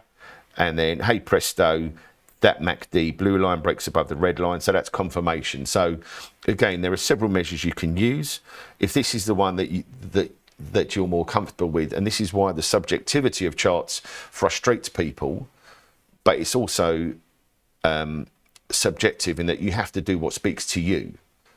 But however, this just all makes perfect sense looking at the MACD. Again, I think nowadays, because of the way markets trade, when I signed for D&D probably about a year ago, 15 months ago, they did have a MACD slingshot strategy where you did find there were turns in the MACD before the market responded. But again, that's got smoothed out, I think, by lots more algorithms and I guess market efficiency, if you like. But yeah, it's another display. You could even draw a wedge pattern here around these shapes in the market, like you can see there. That's a wedge. I mean, this is not the wedge tool. I'm slightly cheating here, so apologies for people at TradingView. So you have the pennant there, which is like a flag. Again, until it breaks out of there, it's just inside that zone. So there's lots of things you can do. It's just all depends what speaks to you, and then you get the confirmation. It breaks out above, and now we're pushing higher. So I have used them. I don't use it as a part of my standard setup, but there's absolutely nothing wrong in you doing it. So I hope that answers your question. And then we're just going to get rid of the MACD indicator, if you'll excuse me. So now we're going to go to fundamentals and technicals. Now, speaking to Maturin, his strategy is very much a swing and a trend following strategy. So you don't have to worry yourself so much about what is going on with a particular stock, or to concern yourselves around it. But it can be interesting for people insofar as, yeah, again, it's what speaks to you. And if you like to know or to understand when you're trading something, why you're trading it. So this is a conversation, and I started looking at on running, which I've got a pair on today. So this is not a stock call, simply because I'm wearing some. I don't think that's going to move the needle. But again, when you're looking at things like on running, you can marry up some of the fundamentals with the price action, if that makes you, or just helps you to understand. As we've said a few times on the Discord, you shouldn't just necessarily make notes when you put a trade on. Most people have a short list of stocks that they like to trade, the stocks that, again, speak to them, at the risk of using the same phrase. Hello, Kate. And that's very well timed, because what Kate's done is she's evolved now to a stage where she does her homework on stocks outside of market hours, which is generally the best time to do it. If you're trying to analyze a stock to whatever degree you wish to, doing it in market hours just helps to trigger certain other thought processes within the brain, which is, it can be unhelpful. So, for instance, we started looking at on running. So this was in the summer. Someone in the gallery had a position in on running. So we've just got the chart up here. So here was the peak. Markets have recovered from the sell-off from Trump. But we'd started breaking lower in on running. And my question was to the person who owned this position, why are you owning it? And their answer was the Olympics, which is obviously doesn't maybe suggest that you've done enough groundwork into understanding why you've got the position. So I have been following it. Just as an example, you can see here it's breaking the 20-day moving average. So that's more sellers coming through. It's had the stabilization area here, but now you've had the 20-day breaking through the 50-day. But what I wanted to focus on was just some of the metrics around using the PE. And again, you can ask AI some pretty simple questions. You don't necessarily have to ask it, is this a good stock or a bad stock? Should I buy it? Should I sell it? Because this is the danger of effectively asking a chatbot, because that's all AI is right now. It's a chatbot. It's not an alpha engine. That version that we're using is a chatbot. So I recall at the time, on running was trading at a high multiple versus industry peers. And this is where, once you get to use the right language of asking AI the right questions. So it was trading at a high multiple. It had earnings upcoming. The share price was going down. So it was trading at a premium because of the branding, who's involved with the stock, and so on and so forth. But when a stock you might like, or you like the idea of, or you like the brand, is going down systematically like this, you have to start saying to yourself, why is it going down? So it was trading on a high multiple for next year. So the PE was high relative to its industry peers, and the stock is going down. So that is saying to you, people are visiting the company, they're talking to it, they're getting some guidance from the company, the share price is going down. So what was interesting for me was on the earnings day here, which hopefully you can see it, you had a big spike higher, and then the stock sold off aggressively, and it's continued to go down. And you don't have to be a research analyst to understand how stocks move and why. So if I can just come out of the chart a moment, you can ask AI whichever one you use, to run a valuation box. So this is a very nice, simple valuation box. First of all, ask it, who are the industry peers for this brand? Make sure they make sense to you, because the first thing I asked AI was, okay, it's industry peers, and it listed 3 which were the subject of a takeover bid or had no data.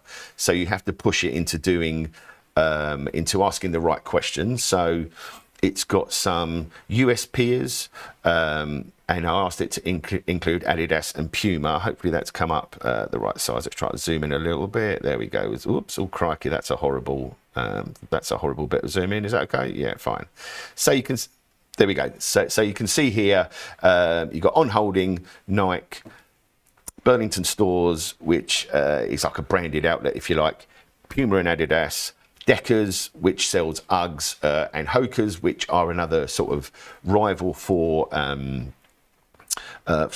Running in the kind of leisure running space at the moment. I mean, if you go around, you see On have huge concessions in shops. You see Hoka have their own shops. So that to me is a reasonable representation of the peer group. So you can see On Running now has dropped to a 27 forward PE versus a Nike at 44.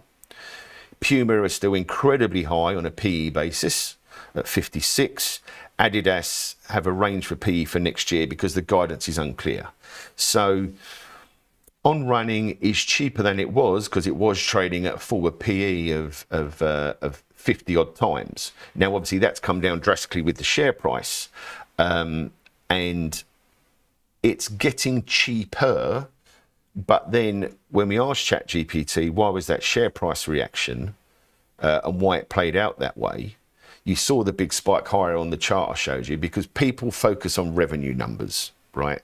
Because they're the biggest numbers. And again, you don't have to be a research analyst and know about all the drivers, but this is why we don't trade results day, because revenue numbers are always huge. Any CEO wants to get revenues in, but revenues can be bought with discounting, with pricing, as we saw for BME.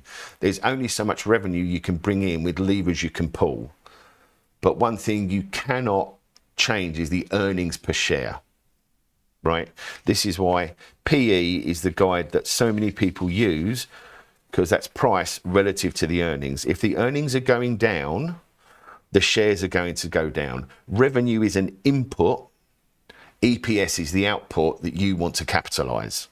So when earnings are going down, the E in PE is what drives it. So for instance, this evening, when you're looking at the tech companies, and tomorrow there's going to be some massive revenue numbers. It's going to be almost incomprehensible, the size of them. But again, it's the detail.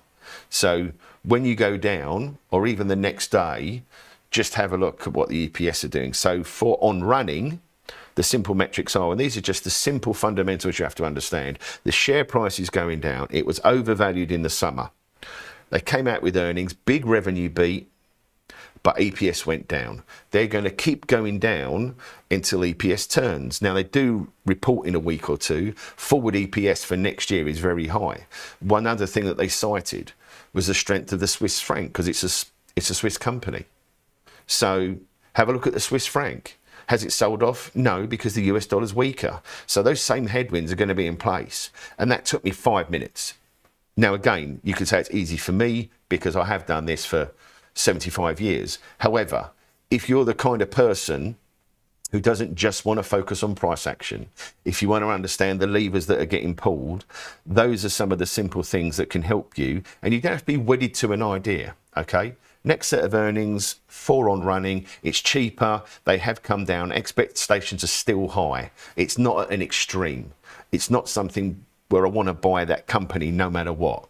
But again, for On Running, say even against Nike, Nike have had this rebound, they're struggling to push on. There is nothing to stop you. There is enough of the data available now that you cannot say to yourself, oh, I don't have a degree in accounting, I don't have a degree in economics. You can focus on these things enough so that your level of understanding just helps you to understand the price action. The strategies are the same. We look for breakouts, we look for breakdowns, we stage into a stock, we have trailing stock. You've got to focus on these things. But again, there is nothing to say that you cannot look at these metrics yourselves and understand them, because they're there, they're stated, just understanding them. But this is why Rich, if you look back at some of the videos Rich has done, it's on the PE, right? It's a function of earnings. When a company earns money and the EPS is going up, the shares are generally going to go up. Even when the market's doing nothing, the shares are going to go up because it's net profitability. Hopefully that makes sense. We've come to the point of charting crypto. If there's no other questions, that's absolutely fine. You can put more questions on afterwards or ask them on the Discord later. I hope that made sense. And thank you for listening. And enjoy the rest of your day. And now we're going to go to charting crypto with Mr. Beecham.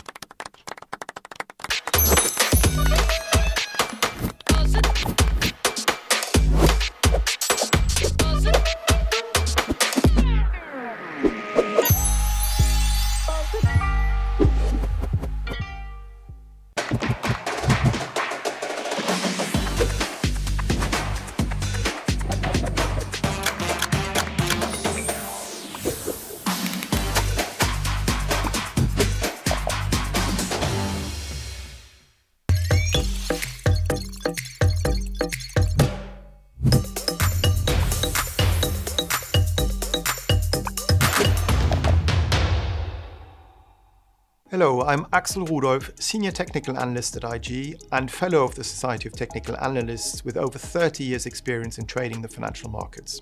I've been following cryptocurrencies from the very beginning, and with IG's new crypto offering, I can finally share my technical analysis expertise on crypto with you. So join me every Wednesday morning for my new show, Charting Crypto, where I'll be answering your technical analysis questions on all things crypto, live on Trade Live with IG.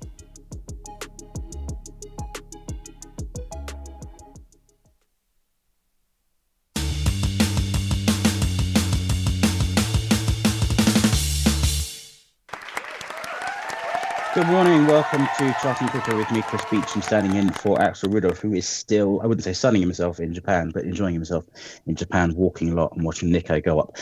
Let's look at what we've got in crypto this week, which has been a week of, since we last met, a week of rebound for the asset class. Not a bad performance, although you start to wonder about the momentum that's looking a bit peaky over the past couple of days. We're starting off with Bitcoin. Excuse my cold as well. Once again, 116,000 level has provided quite a bit of resistance. This is mirroring what we saw on the 12th and 13th of October, that this level is still the one to break. We did have, and I'm going to channel my inner Axel Rudolph here, we've all got one, positive divergence in our stochastics. So you had a lower low in the price over the past 3 weeks, but a higher low in stochastics, which can be a positive sign. Of course, nothing is ever guaranteed in markets, but it is notable. And I'm sure a few crypto bulls have taken comfort from the fact that that is what we've seen since the low on the 17th, the 18th, and 19th of October, that the price has pushed higher. But as I say, the barrier remains this 116,000 level. We did our best to try and break through it. And it's interesting, this comes at a time when you've had strength in stocks, but obviously over the past week, weakness in gold prices. You can't really separate out crypto from the rest of the financial universe anymore, if you ever could in the first place. So you've had 2 days of weakness, perhaps maybe ahead of the Federal Reserve decision tonight. We'll see what they say. But anyway, the price action is there.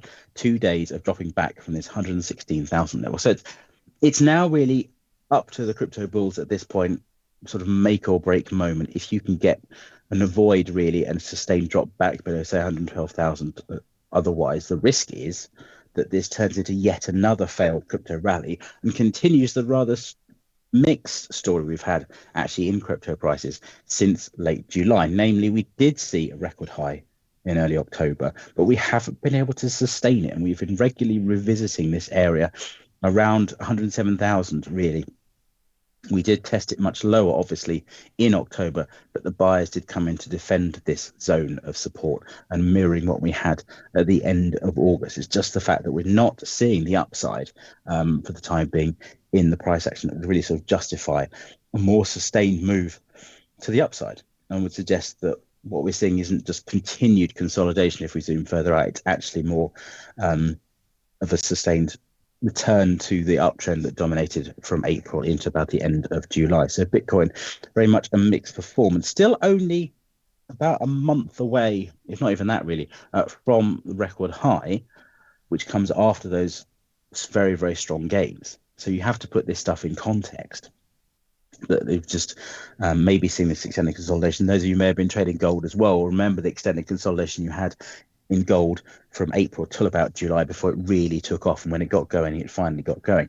Maybe the same thing happens here. Certainly at the moment, it's very much an attritional battle between the buyers and the sellers. And at the moment, the sellers might just about have the upper hand with that failure to break 116,000. So that's, I think, what we're watching at the moment is your level on the upside, maybe 112,000 on the downside. If it closes below that on a daily basis, you might well see then yet another test of 107,000. So patience is the name of the game for the crypto longs, indeed the crypto shorts, should there be any really, at the moment that we've seen this sideways pattern. And it's about understanding that if you're expecting much longer term move here, it may just be a frustrating period. As you know, as I've said with other things, markets only trend about 30% of the time, a third of the time. The rest of the time, it's often just given over to this painful consolidation. That's unfortunately where patience comes into play. We move over to Ethereum. It's a similar story continues to prevail. That, in fact, obviously our record high here is even further away, which I don't think is reason to be too negative on the outlook. If we go to the weekly chart here, if the weekly chart behaves, there's your record high. It comes after, as we said last week, I think, and probably before, a massive move off these April lows. So it's perhaps not surprising that this consolidation seems to go on forever and ever. Of course, in reality, it's gone on for about 2.5 months. And this signals, I think, that we're just having to digest all these huge gains from April onwards. So what we had over the past, over the week so far, again, similar to Bitcoin, this 4,200 area was where the sellers came in. It does chime nicely at the moment with that 50-day moving average. I've just put that in roughly to give us a sense of the trend, but sometimes you do see those moving averages providing support or resistance. But it's notable that it's faltered roughly where it did again on the 13th of October, 13th, 14th of October. Not yet retested these recent lows, and perhaps that's encouraging that you do at least have some kind of support coming through in a trend line that might underpin another test of 4,200 to see if it can get back above the 50-day moving average. If it can do that and close above 4,200, then obviously the next thing to watch becomes this area here in the zone, if I can draw it maybe with a box, around 4,700, which is where the gains stalled from the 12th of August onwards. And then we hit that most recently on about the 7th of October and had that drop back down towards that 3,500 low. So this is still, doesn't look much like consolidation because it does look like it's sort of beginning to break to the downside. But I think it's still very much in that zone of consolidation. Most obviously, this key area around 38.50, because that was an area of resistance on the way up. We had a little bit of a drop back off when we first touched it, and then off we go. It then provided support on the 25th of September and all the way through in October so far. When we've dropped to this area, we've then begun to see buys begin to emerge. As we said with Bitcoin, it's not really yet developed the upward momentum or the strength to push through those recent highs. But it probably is, bearing in mind this is a much longer term uptrend, it probably is, and I say this guardedly, but with probably more likely than not that we do eventually get through it. The risk, of course, is that if you bought these lows, say from the 12th of October onwards, and you're sitting on it and you're feeling a bit disappointed, shall we say, with the fact that it hasn't resumed its march higher, the risk is that if you sort of close the trade out of boredom and then you see it rocket high, we'll just miss the move. It sometimes requires you just to sit on this and allow it to work in your favor. But certainly in any more of a sustained move to the upside, we're looking for that test of 4,700 and upwards. If it can do that, and obviously goes the zone of resistance there goes all the way up to the August record high, just below 5,000, there does signal potential for more strong gains ahead. But it is, unfortunately, a necessary sort of consequence of having such strong gains from those April lows that you have to have these extended consolidations that feel very frustrating at the time. We go on towards Solana. It's almost an identical chart. In fact, if you sort of jump back again, you can certainly see the similar kind of outlook prevailing here. Here's your record high, excuse me, for the 18th of September in this case. Then we go all the way back down to 180, which is definitely the area to watch here. And it's notable, yes, we've had that positive divergence here from late September into late October between stochastics and the price action. So reminder, that is where the price makes a lower low, but stochastics or RSI, if you prefer, or MACD make a higher high. So it can be seen as a positive similar. I know it's one of the things that Axel personally looks for. But as ever, doesn't always work out perfectly. It is at risk of being a bit of a false signal at this point because he says bravely, you've had obviously these 2 days, again, like Bitcoin, the 2 days heading lower on Monday and Tuesday, stopping at around 200, which raises the risk if it doesn't start to pick up now, that we do then head back towards these 180 lows and really it begins to put a bit more pressure. And we'll see whether that becomes support once again, whether it can still be defended. Remember, with support and resistance, there's no cast iron guarantee with this. Obviously, support and resistance levels get broken over time because otherwise markets wouldn't go anywhere. But the fact remains that we've seen this area emerge as support. And so if we do get back down there, the question will be, can it repeat the trick for what, a fourth time now since about the 10th of October? If it can do that, you can take heart from that fact. The more support gets tested, the stronger arguably it is. The corollary of that is that when it does finally break, it tends to go dramatically, and that works for resistance as well. So bear that one in mind.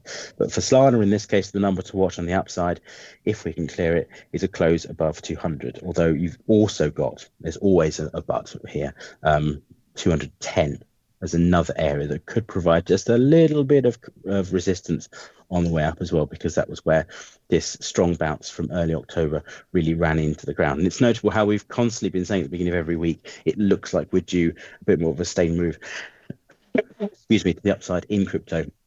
And then it doesn't materialize. And it's just the necessary consequence, I think, of really all these gains, and even in Solana, not as extremely strong. But when you think we were down at 110, even lower, of course, below 100 on the 7th of April, the fact we are trading all the way up here around 200, it might not be the most explosive gain in crypto land that you've ever seen, but it is still a very, very strong rally, and these things just have to have digestion. Whereas the record high for the sort of Ethereum and that kind of thing is back earlier in August.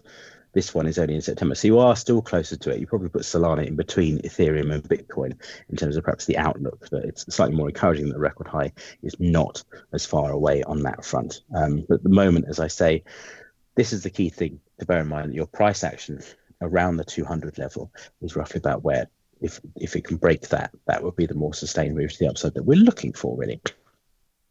If we round off maybe with XRP, where, of course, the price action is really much less encouraging. It's hard to be too optimistic about this one.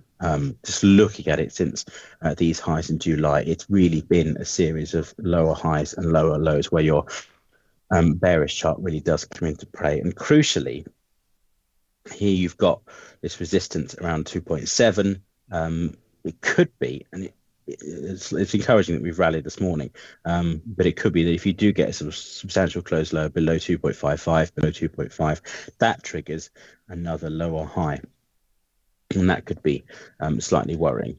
But it then sort of signals that this downtrend has resumed, because set-wise, buying the dips has been okay in, say, Bitcoin, Ethereum, and Solana. Selling the rallies in this one has been, unfortunately, the way to go. Really, this is the sort of pattern that's emerged here, where the others have held up relatively well, and you can certainly make a case for saying why it's defending support around 2.3 relatively well, but it is still seeing these lower highs as well as these lower lows.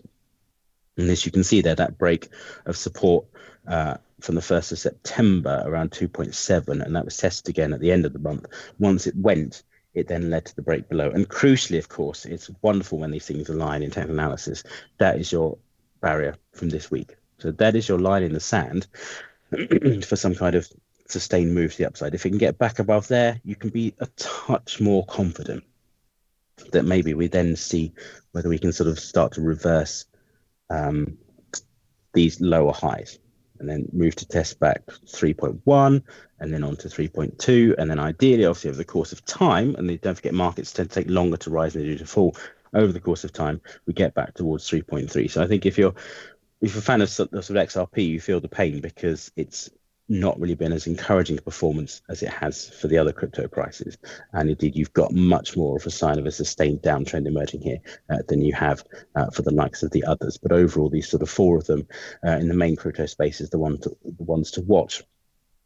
And I think probably the most positive chart, I think, would probably go with Ethereum in terms of expecting a continued upside, whereas Bitcoin probably following a close second, but slightly disappointing that this positive divergence, as I said, has not really been followed through.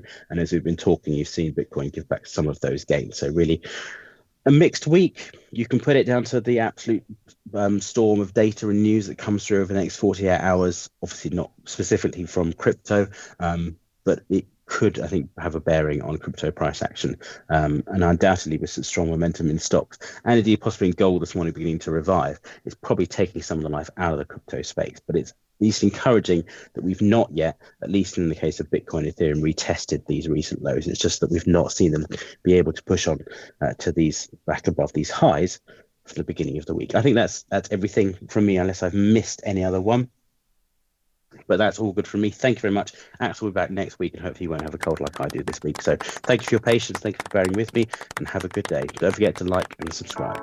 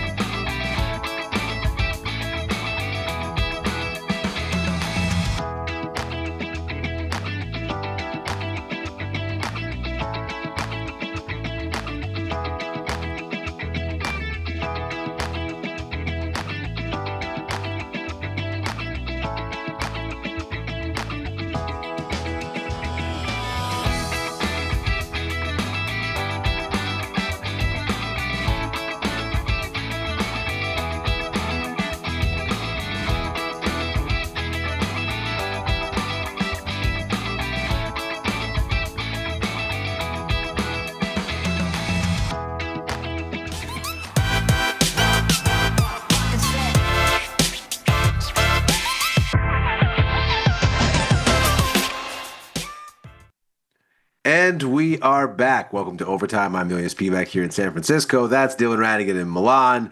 Our returning champion from Chicago, sir. Please welcome Glenn Freiberger to the show on a perfect day for that. It is on the eve of a Fed meeting, so no doubt we'll have all kinds of things to say in FX world. Gentlemen, how are you feeling going into what is easily the craziest day of the week tomorrow? We'll see. I mean, yeah, wouldn't have necessarily expected to be here, but I should have been, at all-time highs. NASDAQ, no mercy, new deals, companies shaking hands, CEOs saying, of course this isn't a bubble. All is good and well. Gold holding in. What do you make of this interesting end-of-day deflation? So obviously, here's this is the ES contract here, and we had a nice little run, and then maybe the past hour or so. These are 15-minute bars, so that's a half hour here. This is the last kind of minutes of the day here. We've got this sort of fizzling out of about half of this move. Does this give you any pause, Dylan? Meaningless noise, the chaos of a supernova that knows no restriction. Okay. I mean, clearly we welcome- know the perils of thinking when we look at days like this. I welcome any sell-off as an opportunity to load in deeper, bigger, and larger than ever before, because I do believe that the supernova is upon us and that we have underestimated both the fabulous and sparkling and spectacular returns that await us on the other side of the supernova rainbow, as well as the catastrophic labor retrenchment that it represents. I believe all data related to markets and particularly to labor, have rendered themselves irrelevant in the modern day. We're stuck with a data set that originates from 100 years ago in terms of the metrics and the nature of the measurement, not to mention the shutdown, not to mention the flaws in measurement, not to mention the fact that hurricanes and broken arms are considered positive for GDP. Somehow. If you are not long the supernova, which I simply suggest be done by way of the Mag 7, do not think. Do not call your mother. Do not call your brother. Do not ask a question.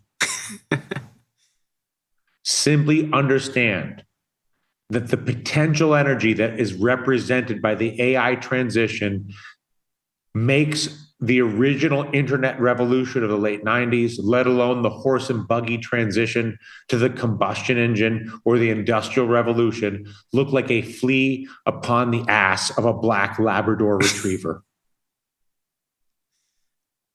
And lo, it probably looked the same with telecoms looking backwards and railroads looking backwards and the steam engine looking backwards. The asterisk is that the most popular book in America is 1929, but that's for later in the show. I mean, of course, and a big shout out to our friend Andrew Ross Sorkin. I don't know him, but I'm a fan. Until this thing, I know him well, and I will tell you this: until this thing falls apart, you might as well get your piece and buy your steak and enjoy your wine and take your lady for a dance and go to Portola, listen to some music. This is no time to be short.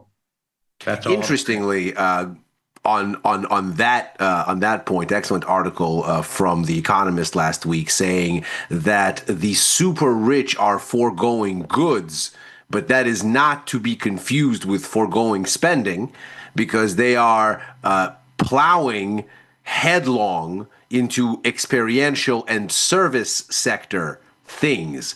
Goods have apparently become entirely too abundant and available for the hoi polloi in order to still command the attention of the super rich. And so because experiences are often one of one, like tickets to a particular concert or to a particular sporting event or some such thing, a certain restaurant, that things like rare wine and art and such have fallen fairly precipitously in value. That is luxury goods, but luxury services are surging. So indeed, if we are in the midst of the supernova, it is concerts and restaurants that are there for you. That's apparently where the hotness is.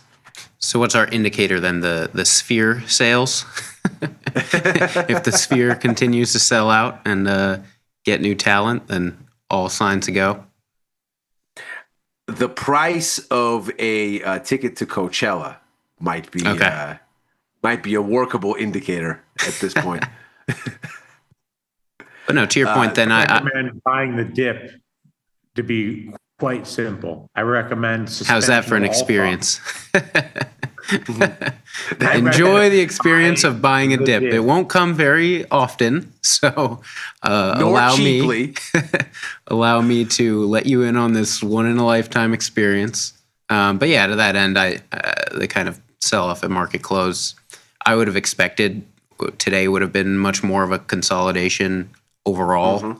heading into not only, the FOMC tomorrow, but just the earnings slate alone to kind of set the tone for the rest of the week. So I wasn't going to pay too much attention today. It ended up being slightly more interesting than I would have thought in terms of headlines and price action, but nothing Well, what fundamentally. would you have thought if I might be so bold as to inquire?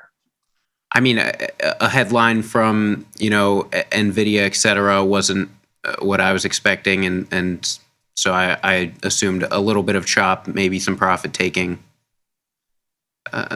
Nothing interesting today. But I mean, And yet, what did you find, Glenn? Pardon? And what did you find that was contrary to what you would have thought? Oh, I mean, just the more AI deals, commentary on if AI is or is not a bubble. Which the Jensen Wang of the hallowed NVIDIA name talked down today again. Exactly. Some positive, Trump headlines, productive meetings with Japan, their defense spending that I thought was kind of interesting. That's about it. Yeah, it's not revolutionary, but it does look like there were a couple of interesting headlines in macro land outside of kind of the main indexes. But we've got the NASDAQ here on the screen just to square the circle here on what's going on Wall Street. And to Dylan's point, NASDAQ fared better. It still gets this little wobble at the end of the day, but not anything serious nor anything as pronounced as what we see in the S&P. And if we look on the other side of the ledger, we can see Russell can't even manage a gain here. So there's an interesting sort of stacking of risk sentiment here. We can see here was the same gap that we had in all the indexes at the start of the week for the Russell. That was around the idea that, hey-oh, it's off again for the U.S.-China trade war, because apparently we've got a raft of agreements already on the paper. The two of them, Trump and Xi, just have to sign the thing tomorrow and give it their blessing, and apparently we're going to de-escalate this whole situation. But apparently at least some amount of goodwill has been restored. So we got upside gaps in all the indexes at the open. Russell struggling with holding it more so than the others.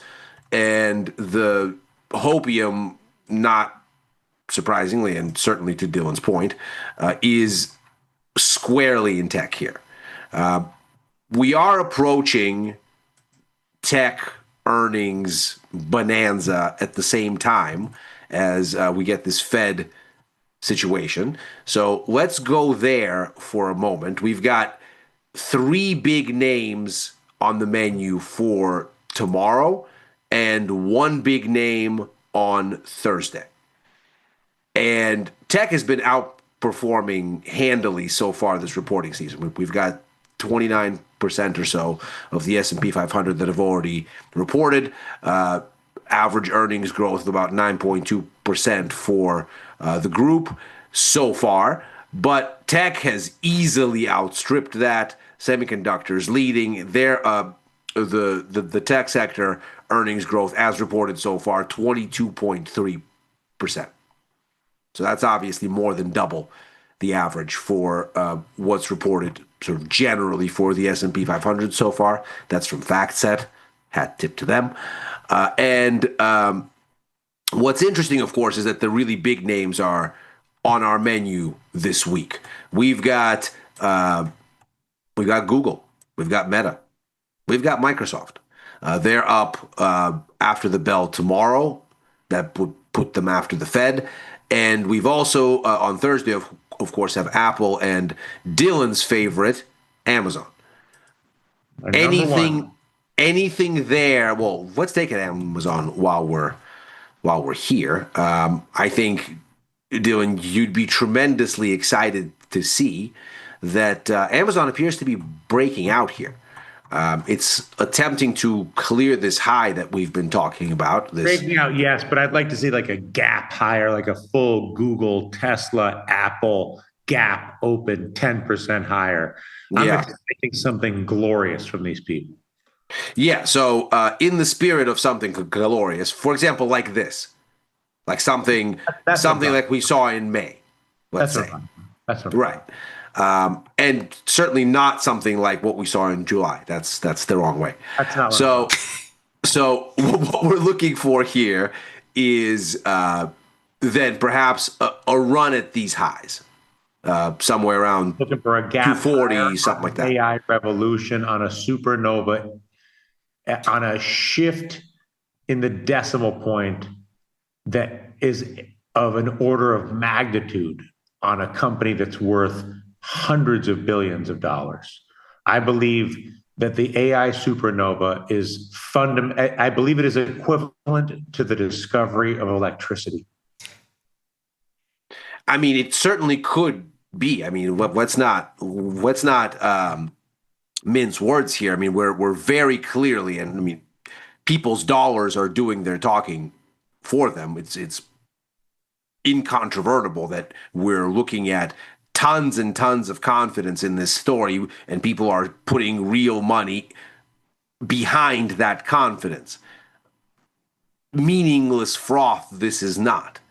And so, for me, as ever, the big question, sort of thematically, isn't that AI is or isn't the transformative technological revolution. I think it's pretty clear that it is. The larger question is the sequencing, because every single time we get a transformation, and the timing and the present value thereof. Right. It's when do we get to the point? Because we always do. We always get to this point. When do we get to the point when maximum hope for the future has been reflected in assets, and the narrative has to start being return on that investment? And at what point does that then give you a cooling off period? The weak hands get shaken out. Those things that are malinvestment amid the hype explode. And the real thing sort of starts marching on its long arc after a discount. To that point, Dylan, do you think that there could be any sort of proof of concept in the numbers that they could release this quarter? I mean, just because we've already gotten the headlines of, how they're treating this revolution from a headcount perspective, and that's done what it's done. No crazy gap higher that you'd like. But do you think that this go around, there could be something in terms of guidance that investors could believe to that effect? No, I do not. In fact, I believe it is a certainty that what Mr. Spivak refers to as a significant retrenchment in pricing as a result of failure to deliver on the ebullient enthusiasm associated with the concept of the AI revolution is a certainty. In other words, I believe for sure there will be a massive sell-off at some point as a result of excessive expectations for the value of AI. However, I believe from an investor and or trader's perspective, it is vastly more reliable to simply be long the supernova and enjoy the glory that is the supernova, rather than to try to time the moment when that retrenchment occurs. And if you're so fortunate and or unfortunate as to be exposed to the retrenchment, that too shall be an entry point. In other words, even with the certainty of the retrenchment, that whether it be tomorrow or a year from now, that the retrenchment is better to be treated as an opportunity to dollar cost average into a long position rather than a rationale not to participate in the glory that is the supernova. However, I don't believe any particular data point shall be revealed in the near term that shall validate the supernova. The supernova's very existence is based on the imagination, the collective imagination of the marketplace, thus the popularity of the book 1929, because Right. we have now detached. The whole point is not to think. Yes. Yes. It is the suspension of thought that allows the unlimited potential of the supernova to express itself in the Mag 7 and the adjacent names. It's also the suspension of thought and the glory of the supernova in the Mag 7 that ensures the certainty of a massive retrenchment at some point in time. But that some point in time could be a year from now, 2 years from now, tomorrow. I don't know. But when it happens, I believe it's an opportunity to purchase more securities. And I believe the probability that any individual trader is able to time the moment of the sell-off, which we should all be so lucky because you can make a fortune in that particular moment. But it's much easier to simply be long the supernova with a little dry powder to buy into a retrenchment than it is to sit out the supernova hoping to time perfectly the retrenchment and get rich on the sell-off.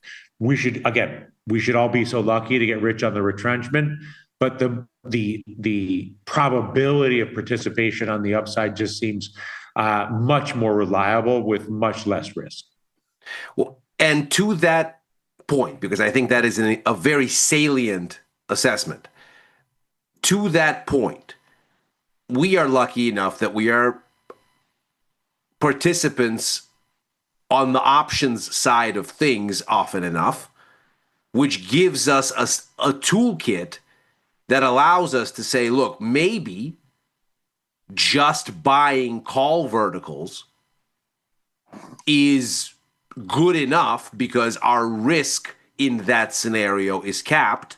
And if we are then on the wrong end of some sort of a shakeout, which sell-off, which will be again invariably is coming. Glorious sell-off. It's going to be a real beast. It's going to be one for the ages. It's going to be a barn burner. It's going to be one for the ages. They might write a book about it. Most likely. Andrew Ross Sorkin may write a book with the year in the title. Yes. With the year in the title. So that's coming. It's not a question of 2027, 2026, 2028. Who could know? Who could know?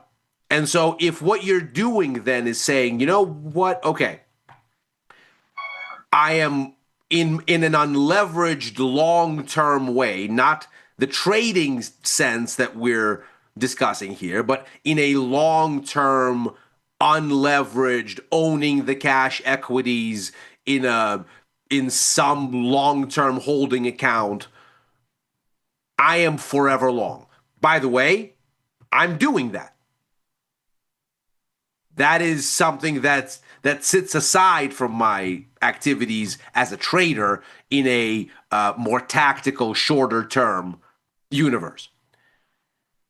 But you need not limit yourself to that, to Dylan's point, because as a trader, you could say, okay, you know what, every time that this thing gets a little bit iffy, like say here, or maybe here, maybe here, maybe I'll take a shot at it.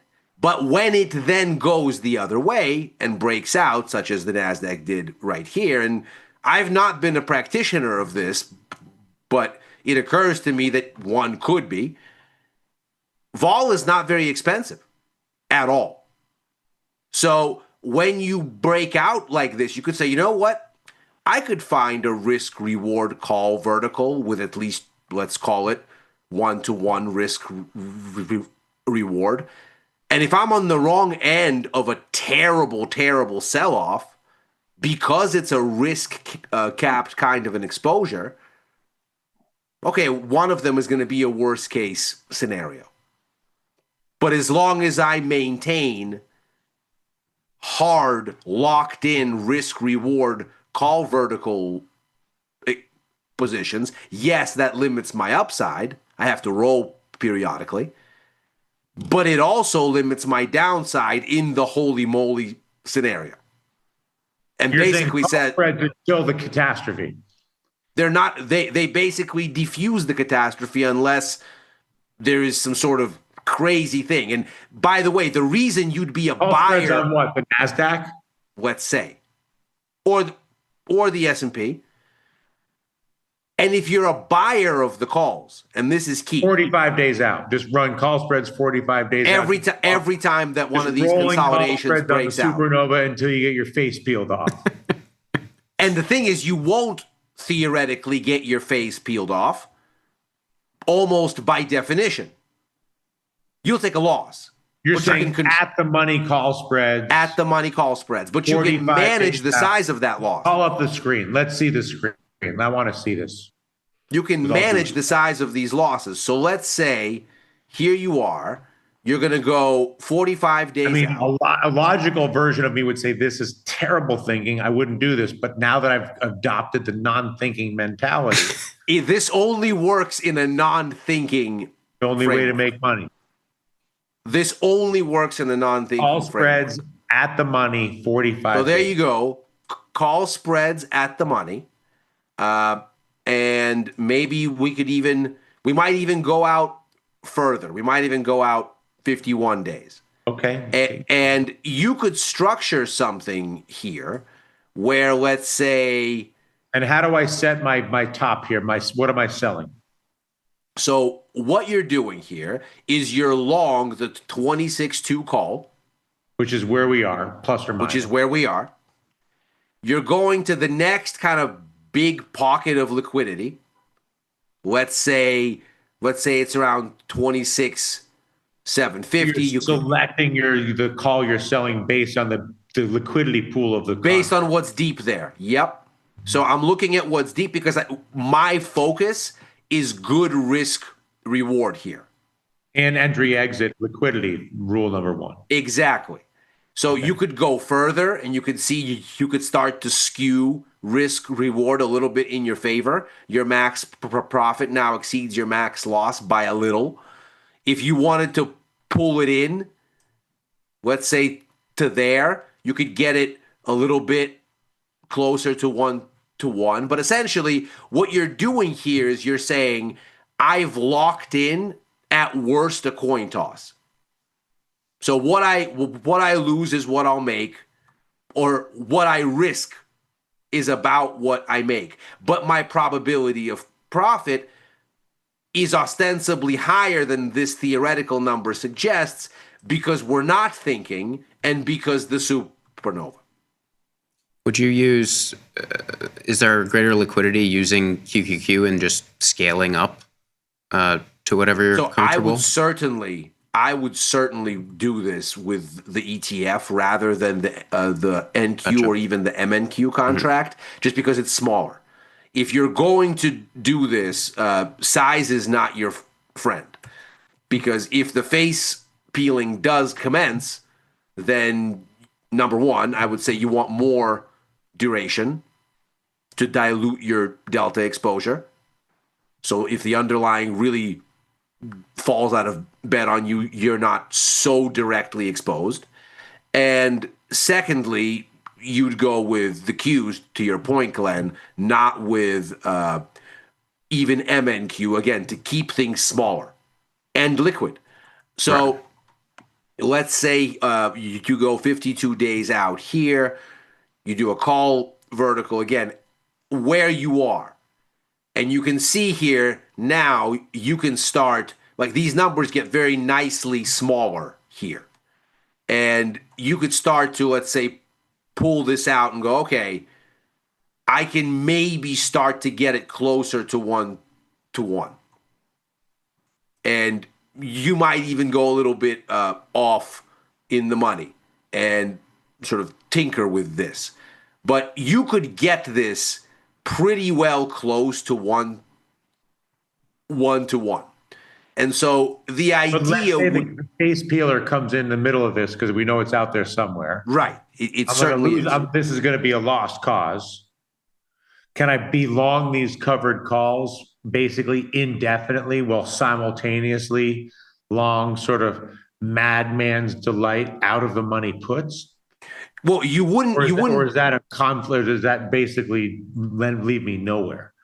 No. So the idea here would be this thing is going to run until it doesn't.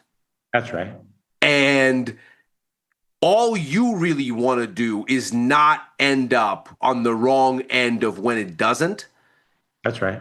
in an outsized way. So you will lose money when it does. But the idea make is money when you it know going in. Let's say you've got a 20K account. This position that we've got up on the screen here gives you a max loss of about $400.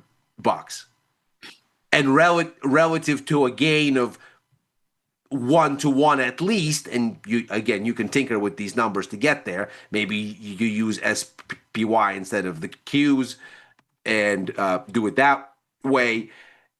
The idea is that you're not risking more than you're looking to gain, because obviously you're buying calls. You're also paying for the premium to own this.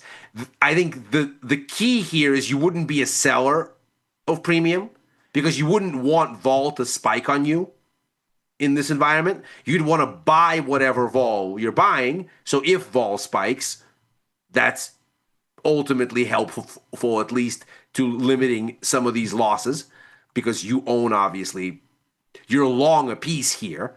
So if the cost of options goes up because vol generally spikes, that's mildly helpful. If you end up on the wrong end of the big sell-off, then what you also do is you've defined your risk. So for example, if you look at SPY here, and again, you'd have to tinker with this a little to get as close to 1-to-1 risk reward as you can manage. And when you do, what you say, well, let's say you're somewhere around here. It's a little bit worse than 1-to-1, but just for the sake of argument, you've locked in your loss at $354, basically. So you're saying, okay, I will keep rolling these forward as long as the non-thinking continues. And one of these times, I am going to lose 1-to-2% of equity. But I know it won't be 10. I know it won't be 5. Long some deeply out of the money put. Sure. Such that when I lose money on my call position, which is a sure thing at some point when I stop making it. I mean, you could Or do is that. it inherently such that, because again, most of the time I'm going to make money not thinking. Let's be honest. So this smacks of thinking, this idea to own some sort of a protection. The idea here would be the protection is when you lose, it won't be even a 5% loss. You may be losing, and again, this comes down to how you structure it, but I would say I would limit myself to losing no more than, let's say, 2% of equity, give or take, and expect to flip the trade over when the holy moly hits. So anytime that you would get one of these suspect situations, so you'd go, let's say, to something isn't the like entire situation suspect by definition? Yes, but you would need one of these things. So one of these things occurs and you go, okay, I'm out of here. So being responsive to the price action here would be a critical thing. So you ride this whilst it is being ridden. And when you get one of these, you're out. And then if it breaks out like this over a high again, you're back in. And you keep rolling it for as long as it rolls. And when it finally stops, you're going to get an unpleasant loss. And that unpleasant loss can be made finite in your sort of architecture of how you set this up. And the idea is when that happens, you're flipping this over and going the other way, and either selling calls at that point or buying puts. Probably buying puts. So a little bit more active management, as it were, but through verticals and verticals only, to basically keep your risk very narrowly defined, such that when the face peeling comes, you lose, but you don't lose more than you thought you could withstand in a reasonable kind of calculus. And you get to pick what that is. I think that makes sense. Question for you guys. In this current environment, has your thinking at all changed around when you would go to S&P 500 versus the NASDAQ 100, just given, who the drivers are right now and it being NASDAQ led? Has your thinking between choosing those indices changed, or is that too much thinking in general?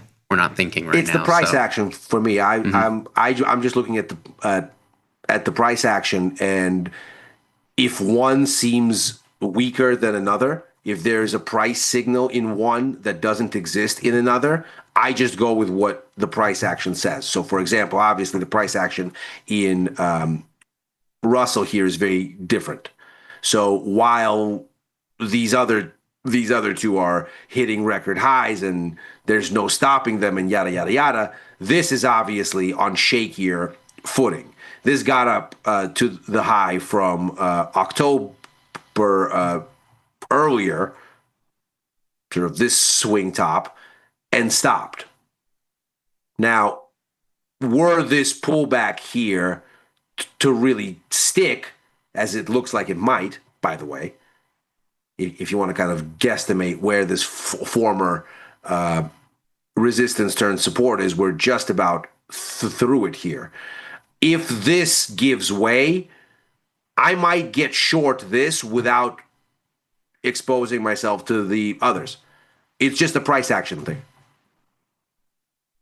I have a somewhat different point of view, Sir. which is that your use of the word thinking inherently in your question obviously already renders the question. Null and void. See, therein is the thing. With the very question is, has not your allowed in this framework. I believe he said like 3 or 4 times, has your thinking changed? What is your thinking? Like the entire base assumption, which requires the pretext of thought, is apparently flawed and as a result rendered moot.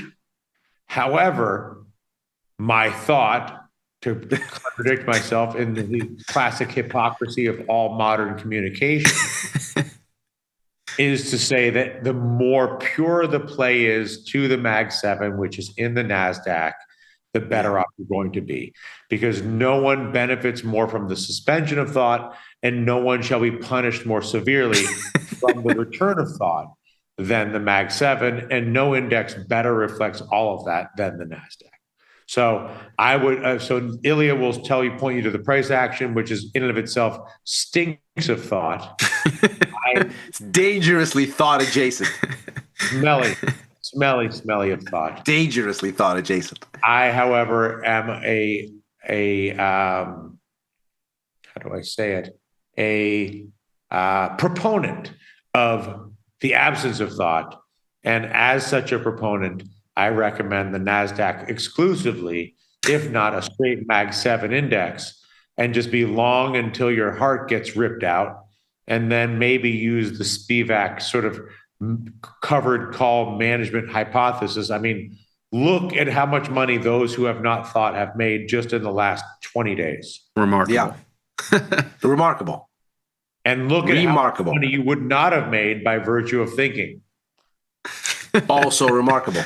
Because anybody with a rational thought would be like, there's no way this thing continues to spike higher. Rates are not going to come down as much. The market's wobbly. The jobs are this. Trump is crazy. Government shut down. Valuation this. Blah, blah, blah, blah, blah. Not helpful. Don't think. and buy the Mag 7. Well, this brings us to a very interesting question in this conversation. So, ostensibly, we're sort of climbing this wall of worry, many of which you've just listed. There's this and there's that and there's that and that. We've sort of systematically unpicked a lot of the big ones going into their sort of day of reckoning this week, really. We started kind of on the Fed reckoning last week with the special dispensation CPI report that ultimately didn't spook anyone and was a big catalyst, as we saw, for stocks to go higher. Nobody is going to be confused when the Fed cuts rates again tomorrow. It's widely expected. 99% chance that it's going down in Fed funds futures. So nobody is going to be surprised when that occurs. Nobody's going to be surprised when the Fed cuts again in December. That one is very deeply priced in too. We had this other thing with the U.S.-China shenanigans. The U.S. first did a thing, then China did a thing, then the U.S. got freaked out, and of course on October 10th, that's that big red bar that you see right there. We can see it, sir. The president got out there and did his bull in a china shop thing, and since then we've kind of walked it back again. So now going into this meeting, which basically happens tonight, because it'll be the 29th in Korea in a matter of hours here. So the meeting that Xi and Trump have will happen before the Fed and ostensibly before the cash equity open. And coming out of these preliminary meetings in Malaysia over the weekend, apparently there's all the deals. President likes to talk about. There's going to be all these deals. There's going to be so many deals. Apparently, there's a bunch of deals. Deal City. All the deals. So there's a bunch of deals. Sure. Bessent's got them. His folder is thick with deals. But he does. Apparently, the only thing these guys have to do is rubber stamp these deals. That's right. And then all is well. What's the problem? Okay, so the U.S.-China thing, back burner. Fed, inflation, insufficient rate cuts, back burner. Sure. Earnings we just talked about. We've got the big tech ones coming up, but tech has been outperforming. Earnings growth more than double the average for the S&P 500 so far. Probably not a big scary thing. But does it only take one? So therein is the question. I think you've hit the nail on the head. There's no bad news. Everything's fine. And all of the big scary things that there is to be thinking about in our wall of worry, all of those things, they're kind of anchoring here. So if your thought process was, okay, here are the things that I'm worried about, it'll all be fine. And so the market is animated by, this is not a thing to fear. All of this will be fine. Well, everything in this chalice has been spent. It's already all fine as far as the market assumes. So what's going to get better to keep this rally going? What's going to be the speculative fuel for this to continue? And does it only take now one thing for the markets to go, oh Christ, we got as long as there was to get long on the assumption that everything is going to be perfect. The second one thing isn't perfect. What happens? Speculative interest suddenly finds itself completely upside down. Whereas if everything does turn out to be perfect, well, it's in the price already. There's nothing else to do. So are we, again, not from a structural supernova perspective, because that's not going to get disrupted, but from a tactical, speculative, near-term perspective? Are we overly optimistic in the short term? That is to say, there is nothing more that's going to happen that'll be even better news than what is priced already. Is that a risk here? I'd honestly say so. I think the first order level of thinking is, one bad thing, and it'll spook everyone. But I honestly, given the recent price action, would say there's probably, if not equal, some possibility out there that if everything is as expected and just one report comes in with a new, growth metric to the upside that people weren't expecting, I would expect that to have just as much, if not more, momentum too. So maybe the risks are actually more balanced than you'd think, given where we're at from a pure price perspective. I would point out, and again, this is a hat tip to the fine folks at FactSet, that we have an interesting thing that's happened here as a consequence of the earnings numbers that we've already seen come out. And as much as I would love, given my kind of naturally skeptical, bearish inclinations in this market, as much as I would love to poo-poo this,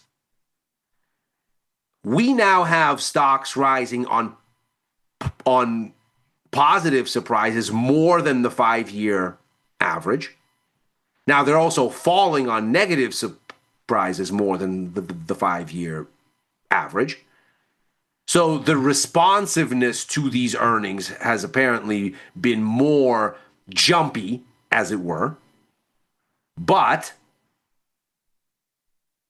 generally speaking, the trajectory has been overwhelmingly in favor of upside surprises. And we can see that here. Now, they're relatively modest upside surprises, but we can see that the two big bars here are companies that beat by a little, so 0 to 5%, or a little bit more. Very few companies are beating by a huge margin, and even fewer are missing. And the price response, generally relatively modest, but nevertheless, it lines up. So the trajectory for these earnings seems not to be for one of them to scare anyone. And also, I'm very kind of attuned to the idea that the market doesn't want to get spooked. Stocks don't like going down. They're biased that way. And so Massive bid is a permanent force that shan't be ignored. right. And so they're inclined to find themselves a narrative, perhaps even just to say, well, we knew all of the things were going to work out perfectly, but any time that there is anything speculative, there is a level of uncertainty, even when it's minor, and la-di-da, we've diffused the uncertainty once we're on the other side of event risk, just because the things have occurred. And now they're well and truly in the back, in the rear view, we're moving on. That's a good enough reason to buy. Now, all kinds of thinking will get you looking at that and going, well, that's a ridiculous reason for anything of substance on the upside, given where we are. But that's thinking, and thinking is not your friend here. Apparently, a great way to have less money at the end of the day. I mean, here's the thing that really intrigues me. If you go back to the chart on October 10th, yes, the thing that I think that is most interesting here is one. I'm very confident in my hypothesis of the value of not thinking. Yes, I'm also very strongly of the belief that facing some consequential, thought-provoking action like a massive Trump tariff, or a massive shortfall in AI expectations, however it manifests itself, or a massive issue as it relates to the labor market or rates or whatever, some massive sort of deviation from fundamental expectations, whether it's from the president and tariffs or whether it's from AI or rates or labor, let's say in those four categories. I believe the market, because of its sort of excessive and thoughtless madness, is spectacularly vulnerable to a 5 or 10% one-day sell-off. And I believe that the October 10th event of the Trump tweet is evidence to support my assertion that the market is highly likely to go higher, and is highly likely to go higher for as long as possible. And when it doesn't go higher, it's likely to go down 5 or 10% in a single day. Yeah. Yeah. I mean, the inherent skew in sentiment that demands not thinking likewise leaves you vulnerable lest a thought pass through someone's head. And everybody thinks the Accidentally. same thing, and then it's a 10% on your uncle. There you go. Exactly. Now, before we run out of time here, let's quickly do a little whirlwind of these other assets. We'll start with gold. It continues to kind of leak here, but it seems to have found some degree of support. I've actually become more short. So I took this bounce here as a reason to sell a little bit more, and this time I was schooled in the wily ways of the 1 ounce gold future, and so I have outright sold that. Obviously, from earlier in the week, I'm also short the calls in GLD, but here I just did it straight up with the future. Can I interest you gentlemen in some gold selling? Gold selling is what you're Gold offering. selling, yes. Mm-hmm. Hell no. Right. Right. Don't do it. So for me, this is getting interesting now, and it looks like we had a range here. We cleaned it out, so I've started selling, and we'll see how this goes. I mean, it'll run as long as it runs. There's obviously a whole deep correction that we could have without upsetting the longer term advance, but I would start to I'm interested in looking for a pullback to somewhere around here. Let's call it 3,600-ish, and then looking for longs here again. But we'll see if it goes that far. The US dollar is basically sticking here. There's been a few interesting moments here across the various currencies. I would argue the Canadian dollar is maybe the most interesting, but overall the dollar doesn't seem to be going very far. The Canadian dollar is interesting because it actually has a pretty meaningful rebound today. It's been kind of steadily declining, but a pretty clean rebound today around the idea that not only will one Donald J. Trump meet with Xi Jinping on the sidelines of the APEC conference, but one Mark Carney as well. Interesting. Separately, of course. And you've got your BOC decision tomorrow as well in the morning. BOC decision tomorrow. They're aiming to cut, but of course that's expected.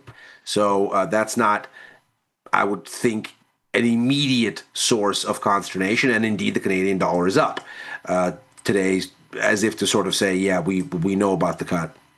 We're not particularly impressed anymore. So this now presents an interesting opportunity. We're scratching the underside of this channel. I am still short this, as I've been for a while. It's been going down here for some time. Can I get you gentlemen into a Canadian dollar short on a retest of this? Are we really and truly thinking that Canada is going to substitute China for the U.S.? Is a Canadian dollar short an opinion of the U.S. dollar or opinion of Canadian oil? It's an opinion of the U.S. dollar, and it's an opinion of the low probability that Canada can diversify toward China at the expense of the U.S. And so to the extent that today's rally was about Carney trying to kind of say, well, if you won't play ball, we'll go and see the other side, that's a bluff, ultimately, that's negotiation, not reality. I'll do that. I mean, who are we kidding? Where are they going to come on? Right. I'll do that. Right. So in my mind, this now is interesting risk reward. The Australian dollar, and again, I'm short this already. So at this point, I'm just looking for opportunities to add. The Australian dollar had also itself a little chipper rally here all around this China story. You can see here there was a big gap. We've run up here. We're starting to approach this interesting inflection area here. Whatever is going on here just above the 66 level. Any interest in exploring the downside here around the idea that the China story is perhaps all that there is to see at this point, that the Trump and Xi meeting is going to happen. They're going to say things that are not as bad as things they've said before. La-di-da, it's already in the price. There's nothing else to do here. I think this one's Meanwhile, the dollar continues to recover. I think this one, it's the tape action is slightly more interesting than the Canadian dollar, and so I'd be inclined to wait a little bit to see if we get to that 66-cent level, just because while that is the headline right now, something like risk sentiment change can very much take this down or up very quickly without anything developing on the China front at all. And then you're left holding, what you, based on the thesis that, you weren't inherently in, you're left still in no man's land to the upside or the downside. I would agree. And I mean, I'm short from meaningfully higher levels, and so I'm sitting for now. But this is not the spot where I would be adding to my short either, because to your point, it hasn't shown itself weak need on its way up yet. It needs to give you a little something to tell you, yeah, it's running out of gas. Looking at the crude oil situation we've been looking at, my short here that I embarked upon yesterday has kind of started to tentatively work. So I sold out of this range here with a vertical.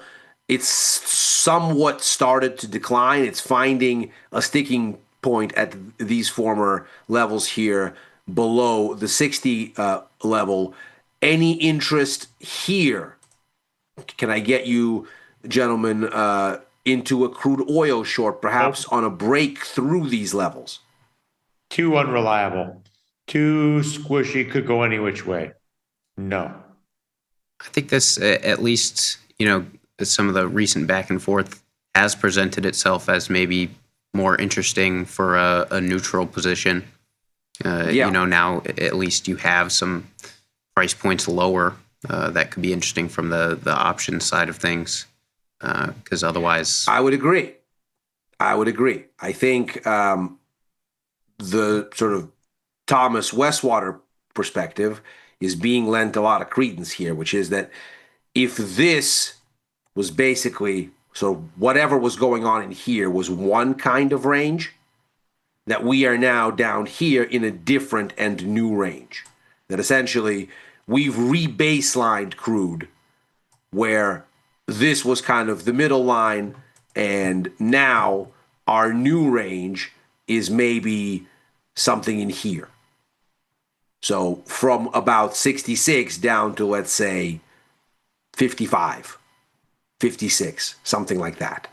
And in here now is your oscillation, and maybe with vol relatively low here at 27, maybe what this is now is an opportunity to essentially just play the new range from a neutral perspective.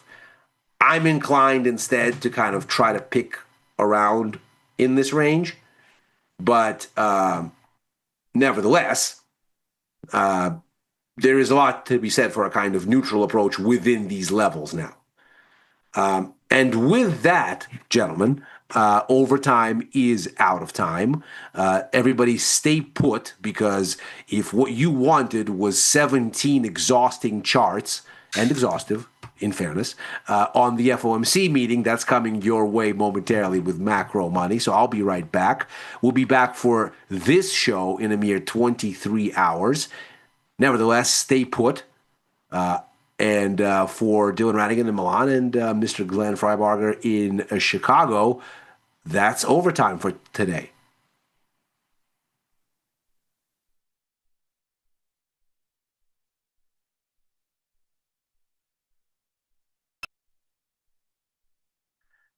As stock markets face the Fed once again, with expectations firmly anchored on a rate cut, not only at this meeting, but at the one to follow, is there anything for the markets to gain in this outcome? Or do they have everything to lose now that they are priced for perfection? That's what we're going to figure out here. Macro Money starts right now.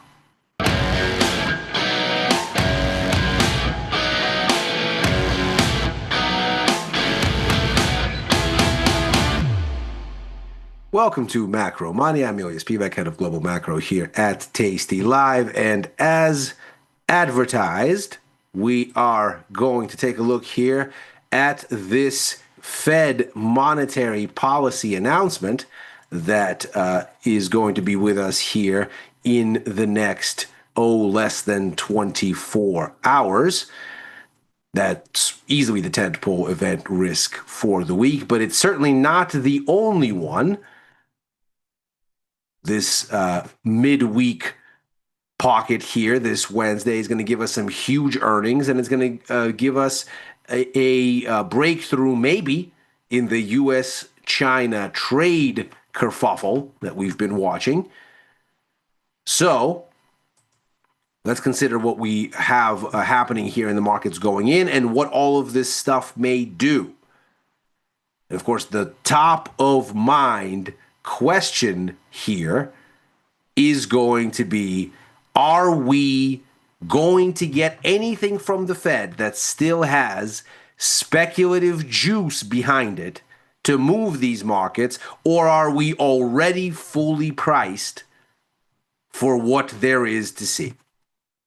So let's start here with the way that these markets have performed over the past 24 hours. Not surprisingly, not the most enthusiastic way forward, and not the most convincing one either. A slight eking out of gains for the S&P, up just a bit over 0.25%.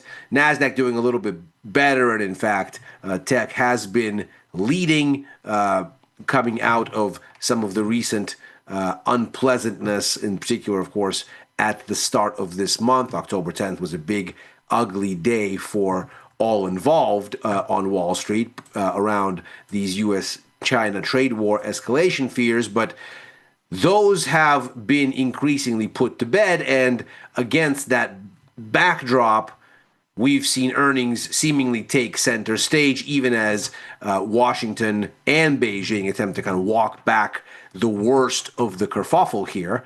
And so as we get earnings results, and we'll take a look at some of these averages here momentarily, it's clear that tech has been leading on the reporting front. And so not surprising, really, that it's been leading on the price front also. No big changes today for the fixed income space. The 10-year, the 2-year leak a little bit lower, but ultimately no big changes there. Crude oil coming back after having spiked significantly. We can see that last week we had this massive 7.6% run-up around the idea that the U.S. has essentially told markets that either they do business with Lukoil and Rosneft, two of Russia's biggest oil companies, or they do business with the U.S., but they can't do both.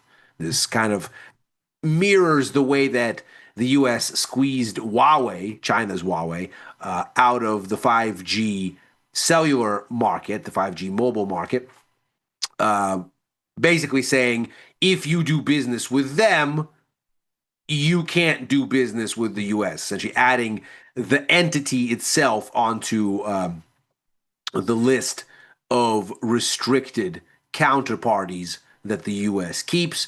This has now been done to these oil companies. That's a direct swipe at Russia's ability to sell oil on the black and the gray markets and sort of circumvent sanctions. And basically to say, okay, well, we're not going to try to compel Russia. We're going to try to compel the buyers of Russian oil.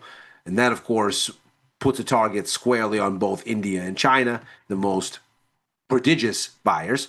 That, of course, gave us a big spike around the idea that this may increase what crude costs, because, of course, they've been buying it at steep discount.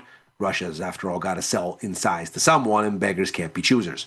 So what we end up with today is a kind of moderating of that move, perhaps in anticipation of some sort of a grand bargain to be done when the U.S. President Donald Trump and his Chinese counterpart Xi Jinping meet in but some hours here on the sidelines of the APEC, the Asia Pacific Economic Cooperation Conference, taking place in Busan, South Korea.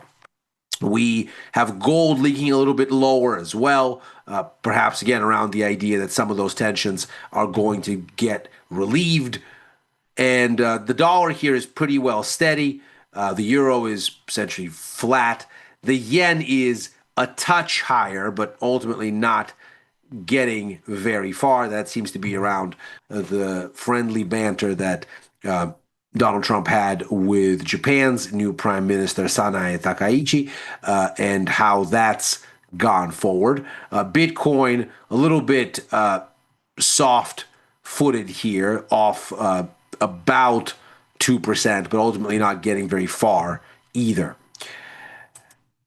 On to the Fed meeting, where, of course, we have overwhelming likelihood that this rate cut is going to happen. 99% chance now that we are going to get a 25 basis point cut. Markets aren't even considering the idea of anything else at this point. And looking into December, we've gotten a little bit lighter in the level of certainty. In fact, we're down meaningfully off where we were a week ago and down even from where we were yesterday. And we can see that's coming because the possibility of a hold is starting to creep ever so slightly higher. But to put that in context, the likelihood of a hold now is only about 9%, whereas the likelihood that we are going to get the cut is 90.8%. So it's about a 91 for 9% against that we're going to get a cut. So still very, very convincing. And of course, coming into this, we just got that special dispensation CPI report that was released despite the government shutdown, and some moderately helpful guidance here, if you will. The headline number rising, but not as much as expected. 3.1% was expected. The core actually easing back from 3.1 to 3. So both end up at 3, but in different ways. We can see that for core services, which is easily the biggest contributor to inflation here, we can see 2.12 percentage points out of 3 is in services. So that's still by far the biggest chunk. That actually came down. Goods inflation was helpfully steady. Food inflation, all but steady. Energy is where you got the biggest lift. And so that's how you end up with core coming down. Core, of course, excludes food and energy. We can see the delta on these. So we get the headline rise of 0.1%, and that's largely because with the rise of 0.17 on energy and the decline of 0.16 on essentially the rest of it, what you end up with is this. So this and that's where they net you. And of course, if you hold aside food and energy, that's where you end up. So either way, non-controversial and not apparently disruptive of anything the Fed might be looking to do, at least in the near term. Now, what's interesting in this equation is, of course, we're looking at something that the market has had already very clearly telegraphed over a month ago now in the Fed's September update of the summary of economic projections. We can see we started with a median rate of 4.4. We got one cut in September, and with a 3.6 number for this year, that amounts to 3 cuts. So we got the September one. The markets are fully baked for October and December, and ought to be if Fed forecasts are to be taken at face value. So there's seemingly no big controversy here between one and the other. We're sort of very clearly looking at something that ought to have been already in the cards. The controversy, as ever, continues to be about what happens next. And if we look here, the Fed is baking in just a single 25 basis point cut through the remainder of next year after these cuts occur. But the markets, of course, are of a less convincing standing. They're looking at 65 basis points for next year, so much more dovish, and erring on the side of 3 cuts as opposed to 1. So clearly, there's a meaningful opportunity here for some sort of reshuffling. And when we consider that we got to this with an upgrade of growth expectations, an upgrade of inflation expectations, and a downgrade of unemployment rate expectations, it would seem like the Fed sees a rosier economy than the markets are anticipating in calling for all these cuts. Now, alongside that CPI report last Friday, we also got the S&P Global PMI report, which, to the Fed's point here, gave us an economy that seems to be accelerating. Here's the composite index. Services continue to accelerate here, and the overall economy, of course, follows. Also, helpfully, manufacturing not only back to growth, but also ticking up a bit in terms of the pace of that growth in October. Obviously, as ever, this is done in the logic of PMI. So 50 is neutral, above 50 is growth, below 50 is contraction. The further you go above 50, the faster the growth. The further you go below 50, the faster the contraction. And so what we have here is seemingly, looking at the composite index, growth that is both positive and accelerating. And in fact, we are at this point back to these heady levels from the second half of last year, which we can see actually lined up with the strongest growth that we'd seen since May of 2022 or thereabout. So we're looking at, give or take, 3-year highs or their equivalents on the growth front. And of course, that would be consistent with more inflation and would be consistent with the Fed somewhat constrained in its rate cut abilities. Also looking at the dynamics, despite the fact that we had CPI tick lower here, both for the headline and the core, as we just saw, that's this right here, the 6-month and 3-month trajectories for both headline and core numbers are starting to get uncomfortably higher. Both the 3-month and the 6-month for the headline numbers, obviously starting to edge up relative to this downward draft that we saw from the beginning of the year. Same thing for the core. So we're looking at inflation that's not exactly trending in the direction of endless easing. It might, in fact, be actually doing the opposite. And finally, we also have here this indication from ISM. That's another version of PMI data, but it helpfully has this embedded inflation tracker in it. And what we see is it tends to anticipate what happens in headline CPI and PCE inflation numbers by about 2 months, give or take. Obviously, you can sort of forever tinker with lining this up. Is it 2 months? Is it 3? Is it 2.5?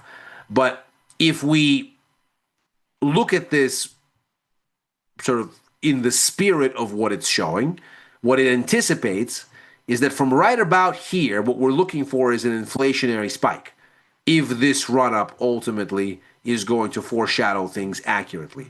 And we can see we've started to sort of see that happen. So as this found a bottom and started to come up, this found a bottom and seems to be attempting to match what's going on. So the Fed could be forgiven for anticipating that maybe we've got an inflation issue here.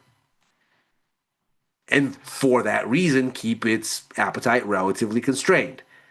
Importantly, though, we're not going to get a summary of economic projections at this meeting. So if the Fed has any kind of cooling of market expectations that it wants to do, if it's going to walk any of this back or try to talk it down, then we're looking at Fed Chair Powell doing that in the press conference. And we'll see if the markets buy what he says, if that's the way he wants to go. As it happens, we can see markets don't seem to terribly concern themselves with inflation questions going all the way back to May.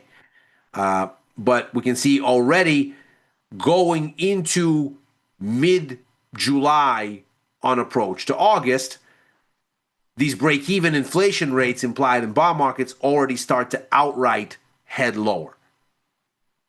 And so even though going back to May, where things kind of anchored after this start of year decline, incidentally the same one as in stock markets around the onset of tariffs, things anchored, corrected a bit, but already since mid-July, we're heading in the opposite direction. And so the markets don't seem to worry that inflation is going to be a big concern for the Fed and that they'll be able to cut as the markets would like, and perhaps more so than the Fed has allowed for so far.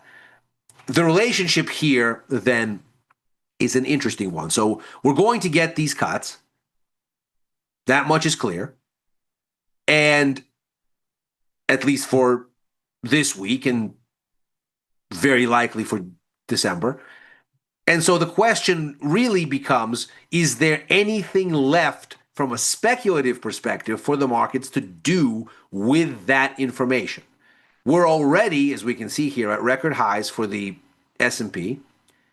And the relationship between how this has worked going into this seems to have changed. So again, here's the beginning of the year. Here was the tariff spook right here from mid-February through early April. We can see here as the spook in stocks bottomed out, so too the dovish adjustment in policy expectations bottomed out. But when the rebound happened in stocks and in policy expectations, it seemed to run into a wall right around here, which is the beginning of May, just as stocks got back to where this breakout initially occurred. And everything since then, everywhere stocks have gone, has occurred against a backdrop of policy expectations becoming more dovish, which is probably not terribly surprising. Cheaper money is a good thing as far as stock markets are concerned most of the time. But what's happened since the beginning of October is, again, the relationship seems to have changed. Stocks attempted to top right here. Policy expectations attempted to top right here. But we can see that even as things got more dovish, stocks didn't necessarily rebound. But they are now at the same time that things get less dovish here. And so perhaps we've gotten to a different sort of universe on this, whereby if we don't get anything novel, then we don't necessarily get an impetus for stocks this way or that. And if we do end up with this tightening in a little bit, if the Fed does walk back a little bit these expectations for December rate cuts, it's not impossible, perhaps, that what we could see is a market that ultimately shrugs that off. It may be tentative here yet, though. So we'll see to what extent this relationship evolves now, because it seems to have once again flipped some sort of a switch in the way that sentiment and policy expectations relate to each other. For the dollar, it's a similarly interesting story here. We can see the dollar continues to recover after retesting this low from July. And although policy expectations have not meaningfully become less dovish on the whole through this anchoring here, we see the dollar, for its part, has stopped falling. Not only that, it's managed to go up here at the same time that we've seen policy expectations seemingly become a little bit less hawkish. So while we have this swing lower in the Fed outlook, the dollar seems to be relatively well anchored and even managing to come up a little. So perhaps it is now ready to go up despite whatever may be happening on rate cuts, at least in the near term. So if all happens as expected, perhaps the dollar actually manages to find its way higher once the event risk is diffused, that is. Now, aside from the Fed, there is, of course, this wallop of major earnings releases. Microsoft, Alphabet, Meta will be the first big batch, and then Apple and Amazon come on Thursday. These are kind of the trillion-dollar market cap club here. And as we discussed earlier, you can see here that tech has generally outperformed so far this earnings season. About 29% of the S&P 500 is reporting. And we can see right here, so far earnings growth for the tech sector has been about 22.3%, whereas for the S&P as a whole, it's been 9.2%. So ostensibly, there isn't the world's greatest concern here that this is going to go the wrong way.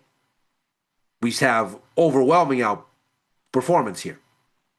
And so with that, there is perhaps, again, a kind of priced for perfection question, whereby we look at this and say, well, if the Fed is all that we know it to be, they're not going to say anything different. They're not going to say anything that's going to spook anyone. They're not going to, in fact, say anything different from what we already know and what is already priced in. If the situation with the U.S.-China kerfuffle is effectively neutered, at least for now, because we've seen these positive headlines ahead of the meeting between Donald Trump and Xi Jinping happening in Korea, again, in a matter of hours here. If that's already something that's diffused an important component of event risk and no longer represents anything other than just validating what the markets have already baked in once it occurs. And then if earnings pass without incident and nothing much happens there, which part of this news coming out is still a source of speculative support for markets? Or are they already fully reflecting everything that there is to fully reflect? And that, of course, presents a buy the rumor, sell the news risk unto itself.